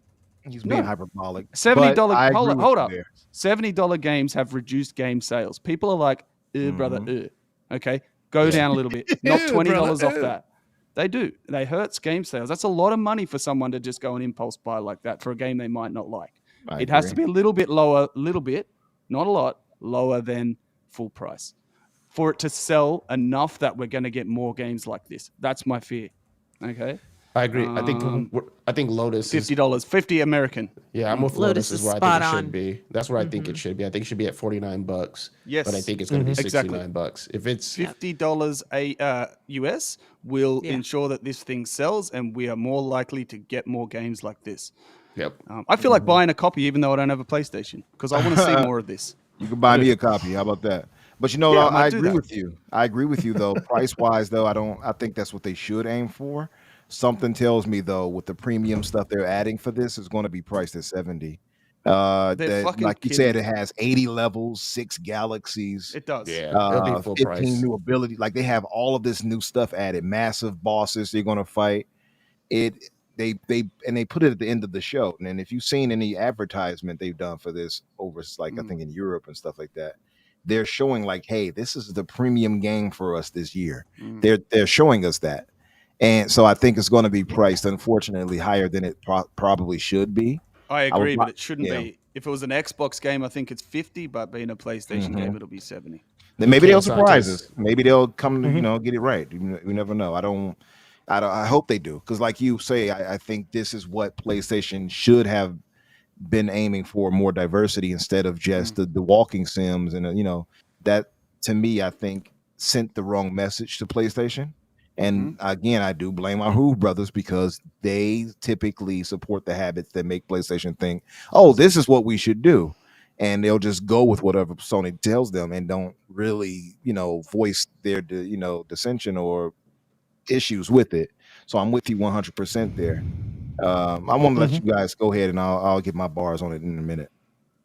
Ollie, I know this is your standout because it was the first thing that you sort of mentioned after the show. So where are you at with? I mean, for me personally, just quickly, I haven't got a heap to say on this. I'll just say this is a Mario competitor for me, 110% Mario competitor. I'd love to see Xbox do this. Do you know, actually, one more thing I'll jump to. I don't know if you guys have seen Flash skits, but when they do their console warrior skits, absolutely amazing. I think they should get into a deal with Flash skits, and then Xbox should make a little sort of more of a shooter platformer sort of thing like this. I think it'd be absolutely hilarious. But I'd love to see this from Xbox as well. But it's great to see it from PlayStation, and 110% saved the show for me. It's why I gave it a 5, because this game looks like absolutely amazing. So Holly, where were you at with it? Yeah, when the list came out of what games were gonna be there, I text you guys like there's only 3 that I'm like mildly interested in, and then or 2 or 3 that I'm like, we'll see what happens. But this one I was like over the moon because like Astro Bot is just absolutely perfect. The one Oh, that came with the console, I I love it. It just I played tons and tons of hours in it, and it had those extra levels at the end, and it just mm. it's full of joy, which like is such a nice thing to have in a video game that still as an adult you can appreciate and not feel like it's a kid's game. Um it has a lot of ways that they interact with the PS, like the haptic feedbacks, and they just really like this studio knows how to write a love letter to Sony and its history and its personality and its character. And like even as they're going through and you see the little mini Kratos, right? And as a Yeah. bot, right? And he's going around and he's picking up all of his crew, right, for his thing. And there's Nathan Drake, and there's all these little like Yeah, Holly, they said that homages. the PlayStation characters are going to play a bigger role in the story and everything as well this time around, which is super cool. Yeah, and like that's what they do with these games that not even Mario does. Like it is unique. I don't even put this in the same class as Mario. It's just its own little magical bubble of love. It's really, really cool. No matter what you think about PlayStation and love or hate or whatever, you cannot play this game and not feel like a lot of respect for what they do and appreciate like what they do with it in a cute, slightly emotional, but fun just way. It's so unique, and I really, really, really love them, and I can't wait to play it. It is very exciting. Just looks perfect for me. So I'm really excited. Let's go. That's it. Yes, Oh, well Cool. said, Holly. I I'm was going to about to borrow give you- someone's PlayStation for this. About to give it to you. Hold on. I'll ship mine over to you, Garuda. Thank you, brother. We'll jump to And I'll jump ship quickly. Umbra, myself get- over to you. Ew, brother, ew. We'll jump to Umbra, and we'll get your thoughts on Astro Bot, and hopefully Garuda doesn't send any of your cakes your way. Oh. No, no, we're not talking about him. He's been getting a little bit more I aggressive. wanted to see lately. if he was going to go with it. He's like, nah, I'm No. not bringing up that tragic, terrible memory. But no, yeah, I think Holly hit a lot of it on the head. The game is gorgeous, and Garuda, you did too as well. Gorgeous game, man. When I saw it, I was kind of like, okay, Astro Bot, yeah, I know about you, little robot thing, whatever. And then the more I'm watching it, I'm like, okay, now this is looking magical to me. And I got that same feeling I get, that loving feeling, that loving feeling. The same feeling Oh, sorry. Where were you- Yeah, no, where were we go going? ahead, do your thing. Nah, I think we were. I love it. I just- Jump in with me. As we were. Someone's getting muted. But look, he's like the teacher in class waiting to take like. I know, man. his Just own. come on, man. Yeah, enjoy life. Chris. Let's embrace the singings. I want to Exactly. hear. Sounds like I want to pony hear talk to me. I want to hear Oh. the Riskit voice. Flex the golden pipes, Riskit. Well, I don't know if I want to hear that. To be Nah, fair, you're but, No, right, but you're you want me right. to It's too flex far. my golden Nah, I'm pipe? joking. Nah, Oh, let's stop right there. We're gonna back this up right here. We're gonna back that up and brother. stop that. Let's- Garuda. brother. What's that? No, but I will agree with both of them there. And like the more I'm watching it, the more I'm like, okay, no, this is classic PlayStation. That's the exact feeling I got. And so I agree with you 100%, Garuda. Like the more I'm watching, I'm like, oh, this is beautiful. Not only is it inviting, you see these this super colorful palette, you see the joy in it. You can feel the love, and that's why I agree with you on that, Holly. Like you could feel that love that they poured into this game. And I think it resonated with us as an audience as we watched it. You see them bring in all these other, the bot version of Nathan Drake, the bot version of Kratos, you know, the bot version of Ico. You see all of this in there, and you're like, oh, this is fun. And then when I read more into it, it was like 80 levels. I'm like, oh, this is day one. You know what I mean? And to me, I don't want to sound too presumptuous, but like the more I watched it, I had the same feeling I get when I see you know, a brand new Mario presented to us. Like I it feel get the that same. yeah, you get that same like, oh, this is going to be good. Like when you see Mario games, we don't I don't know if I'm alone in this, but when I see a Mario game shown off, be it Odyssey, be it, you know, Sunshine, whatever it is, I never have a negative thought. I never have like, oh, Never. this might not be good. You know, it's going to be Never. quality because that's what Nintendo does for their flagship. And I really, really wish Microsoft would take that lesson, because bro, you see Nintendo, and I'm not trying to down Microsoft here, but it's true. When you see Nintendo, you know that game is going to be quality, from it, be it Zelda or Mario, automatically. You never have a thought of, I don't know. You really don't have that, especially with Mario games, in my opinion. I think overwhelmingly so. Maybe there might be some, but I don't think overwhelmingly. Overwhelmingly, it's a positive feeling. And that's the feeling I got watching this, which was like crazy to me, because who would have thought this would be the game of the show? And it just wowed me from beginning to end as I watched it. And I can't wait. I have the one that's packaged in with the game, with the console rather. I have not played it, but seeing this, I'm like, okay, I'm definitely playing it over the Oh, weekend. you haven't played that, bro? Never played it. Yeah, never it's played very it. much it's much more than a tech demo, but it's certainly not. I wouldn't say it's a full-fledged game, but it's everything that is nice about the PlayStation brand. You know, and it very much feels like it harkens back to the PS1 and PS2 era days, where, you know, it was a feel-good, cool platform. You know, it really feels like that. I love the way it feels, bro. Go play. Well, I definitely want to try. I'm going to try it and play through it. Definitely going to play through it. But yeah, man, like this was the game of the show for me, and and I wasn't alone there, because most everyone else felt the same way. It saved the show for a lot of people. In fact, for me, just to throw it out there, Risk, you said you came to a 5 out of 10. I came to a 6 out of 10 for the show. I was a bit more generous, and then coming to find out, most of the vocal PlayStation guys on Twitter, at least, were very negative. They did not like this show. They came to a 3.5. I saw 3s and 5s. I saw 2s. I saw 4s. Like, they were not very pleased with this showcase. I think they were a bit too harsh, but I get why they were like complaining, because they're looking for something for a reason to own a PlayStation, and if they're looking for that, they're still looking. That's what the problem is. In their mindset, it's not only on PlayStation, so I can't be happy. See, when I saw it, it's like, well, I get to play it. It's a game. It's a beautiful game, or it's an enjoyable looking game. I'm excited. I'm sure that's how most of you guys, especially I would say Holly, I'm thinking that's how you kind of looked at it. Like, yeah, it's a game I get to play. You didn't think, oh, well, it's not just exclusive to PlayStation. Yeah. Brother. No. See, for them, that's what it was. It's not unique to PlayStation. It's bad. You see. So, to be fair, that's how I judge it as well. That's why I gave it a 3, because I'm judging it as a PlayStation showcase, not as a.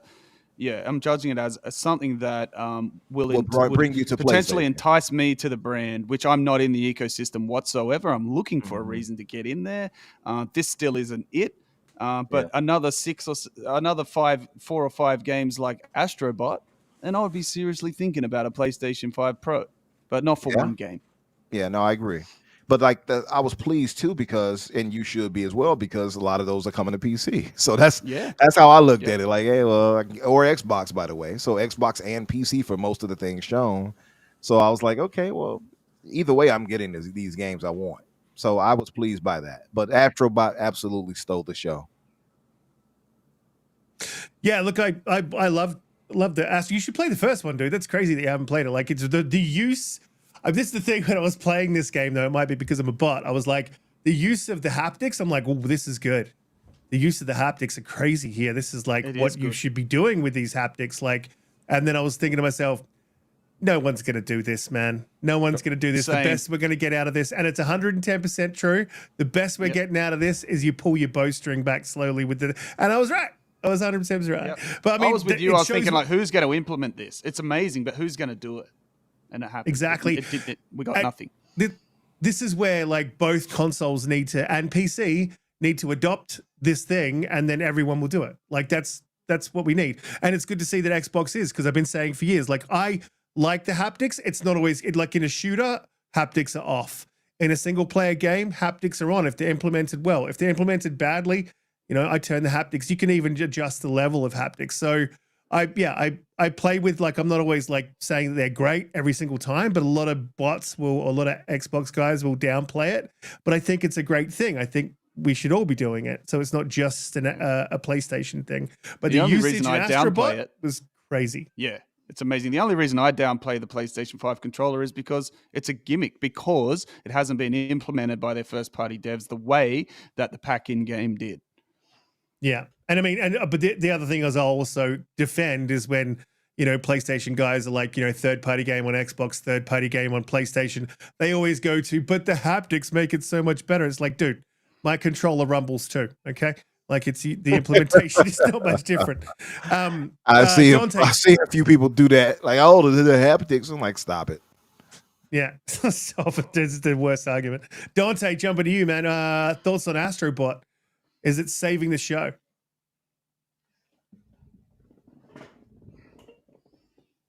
I think you're muted, Dante. No, he's not muted. No, I'm not He just muted. does speak. No. No, yeah, I thought it was cool, man. It looks fun, which is what video games are supposed to be, man. A good time, right? It looks fun. It also kind of made me a little bit sad for like kind of bringing it back to the Xbox side of things. Not to take anything away from PlayStation. First, let me quickly give my score. I'm gonna give it 6 out of 10, mainly because, yes, it's weird that this was the game that kind of was the standout, and you probably were just thinking that since it's been pretty quiet for a while, that they had something else that was going to be like, okay, boom, that's PlayStation in their bag doing their thing. But I think they're still playing catch up in terms of how development has been really bad for a bunch of studios. So we're probably not going to see like their big stuff until maybe next year, or going into late next year as to them getting back into form. So. But yeah, the game to me looks really, really cool. This was my standout as well. I think this was first for me. PoE was second, and then Wilds now, Monster Hunter Wilds now is third for me. After looking at the trailer, but it made me, it's kind of sad because I think about like games on the Xbox side that are like kind of platformer games or like similar in this particular vein, and it's kind of like outside of like, yeah, recently we had Psychonauts, and so we're probably not going to see that for a minute, and it's like, okay, well. You have cool IPs like Ori, but we're probably not going to see another Ori anytime soon, if at all, right? People keep saying Banjo, but I'm like, I don't care much about Banjo. But if you do something interesting with it, maybe it's not really my thing. What's there? What else is out there? Rayman, and then do we consider Hi-Fi kind of a platformer? Yeah, Yeah, it's in that vein. So it's kind of like we have Spyro and Crash Bandicoot done too. Right. So I think we can really lean into that. Yeah, so it's like Xbox to me needs to kind of also make sure that they're kind of catering to that as well, right? So you'll have your big, very nice, pretty looking games that are really, like graphic fidelity, UE5 and all that good stuff. And then you got to have your games that are just kind of like fun that brings in like your casual audience. And games like this, I think, are the ones that are going to do that, especially for people who want stuff for their kids to play that isn't too like violent and things like that. So, kudos to PlayStation on this one. This one looks good. Looks really, really fun, which is what you want to see whenever you're interested in playing a game within this particular vein. So I just hope Xbox focuses on their side of the business. Are you saying that we need smaller games that give us prestige and awards? We need a combination of all types of games, small, large, etc. That's Booty. Is that Booty's comment? Yeah, that's Booty. Yeah. Sorry, Booty. Respect Booty, but what are you? You had that, Booty. Oh, you had that, fam. Let me get on my soapbox. You had that with Hi-Fi Rush. That was your smaller prestige game, and what's happening with that? Mm-hmm. Like, what are the plans now for that?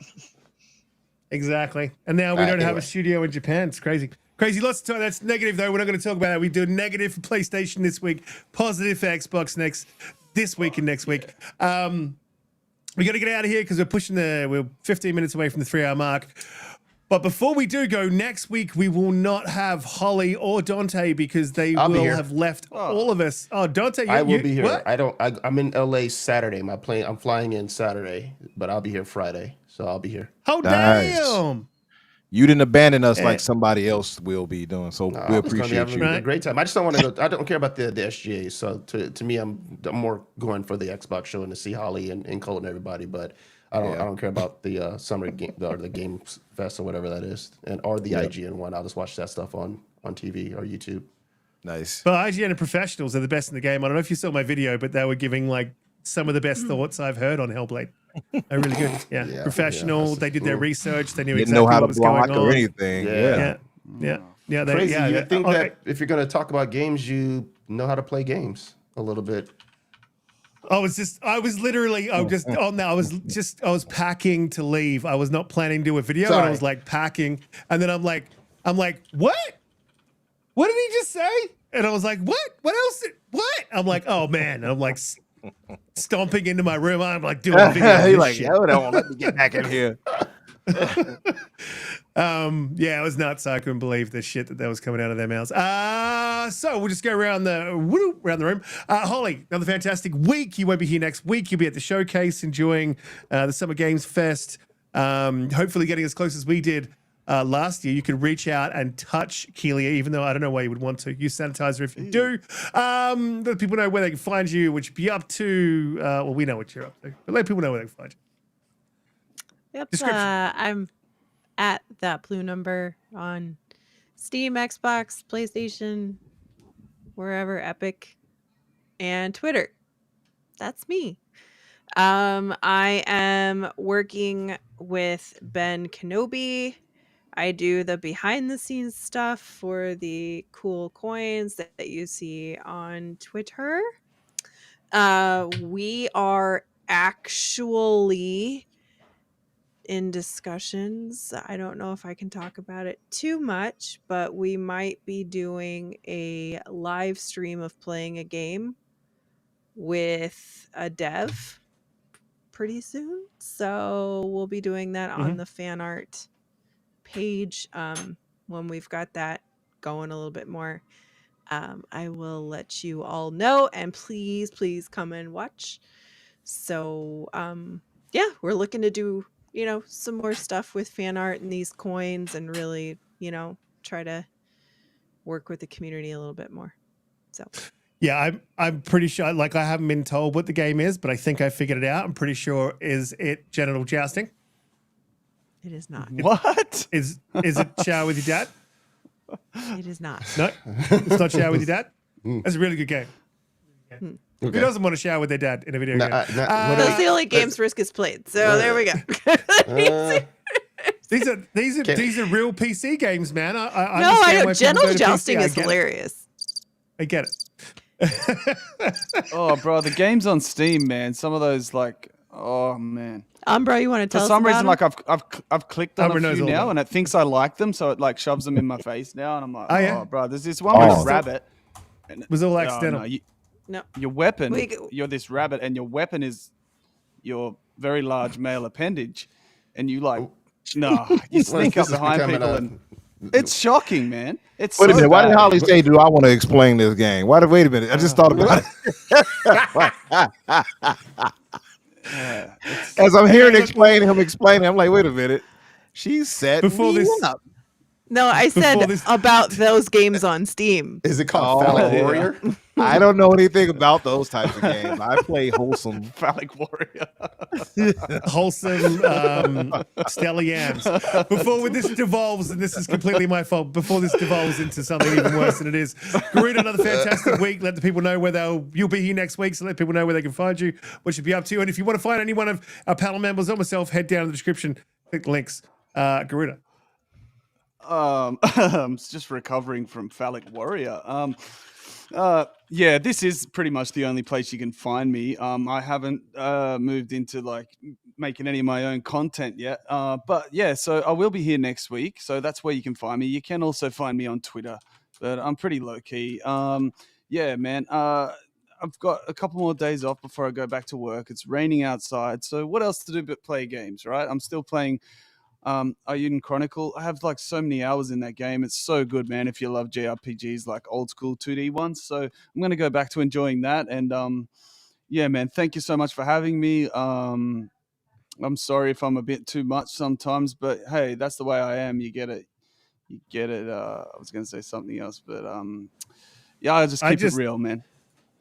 No, You're not too much. I just said to you, and you're definitely don't listen to the naysaying stuff, man. You're not too negative. Oh, thank you, bro. And hey, I've said this before, I never get personal with people. I just call it how it is, man. I think it's refreshing when I hear people who just tell it how it is. And I know personally that you do enjoy some things versus some people who hate everything. I do. So if you want to find Fonzarelli, you can head down into the description and yeah. I've taken a sabbatical from Twitter. Actually, isn't he just like completely off Twitter now? My man got off, I think. I think he is. I think he is. But we'll talk about that later. Umbra, another fantastic week. Let people know where they can find you, what you'll be up to, how the fix was looking, all that sort of stuff.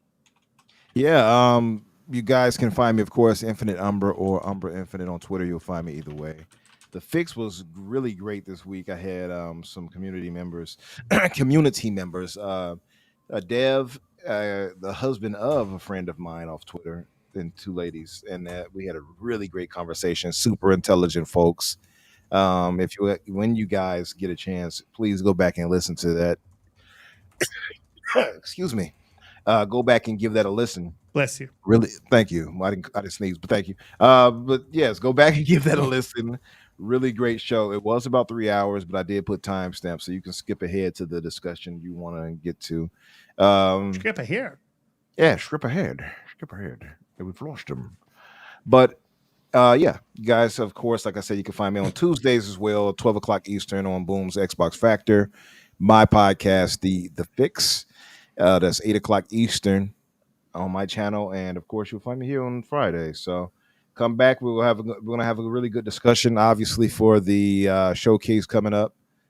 By the way, I wanted to, people keep saying showcase instead of the showcase after they heard Phil say just showcase. Yeah, it sounds and whack. I want to rally against that. Yes, because we are not Phil Spencer, and it sounds weird for us to say, yes, can't wait for showcase. It's like, no. You don't work for Microsoft. Stop saying it that way. No, but seriously, showcase is looking good. Showcase is coming up. Can't wait for it showcase. Just sounds so cringe, bro. Don't do it. It does. It's cringe. No, but thank you all in the chat for being here with us and holding us down.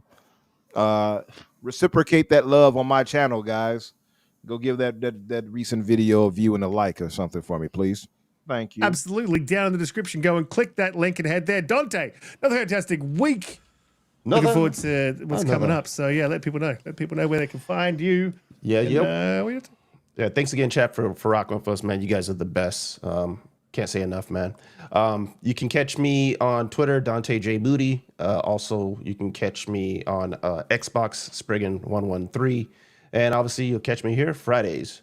I will be here for next Friday's show, and then hopefully we got some maybe some, I don't want no spoilers, but maybe we have something cool that we can, get us hype going into, because I'm really getting excited for this weekend. I'm hoping that the Sunday show ends up being a big one. So let's hope, as Xbox fans, let's hope we get a really good show, something to change the mood of what we've been experiencing over the last few months. We will, bro. We will. Absolutely. And if you want to find any one of the panel members or myself, click the links in the description down below. And find those guys, follow, like, share, subscribe. You guys in the chat have been absolutely amazing. I really like that whole Nissan comment. That guy could come on back. He made literally one comment. That was it. I don't know if Holly banned him permanently, but it was hilarious. I loved it. Guys, hit the like button. Did you ban him, subscribe. Holly? She might have. Oh. Come back, Steven. We missed you already. Steven. Make sure you hit the like button, share us out, subscribe. We go live every Friday, 8 p.m. EST as we will next week, and we'll see you all in the next one.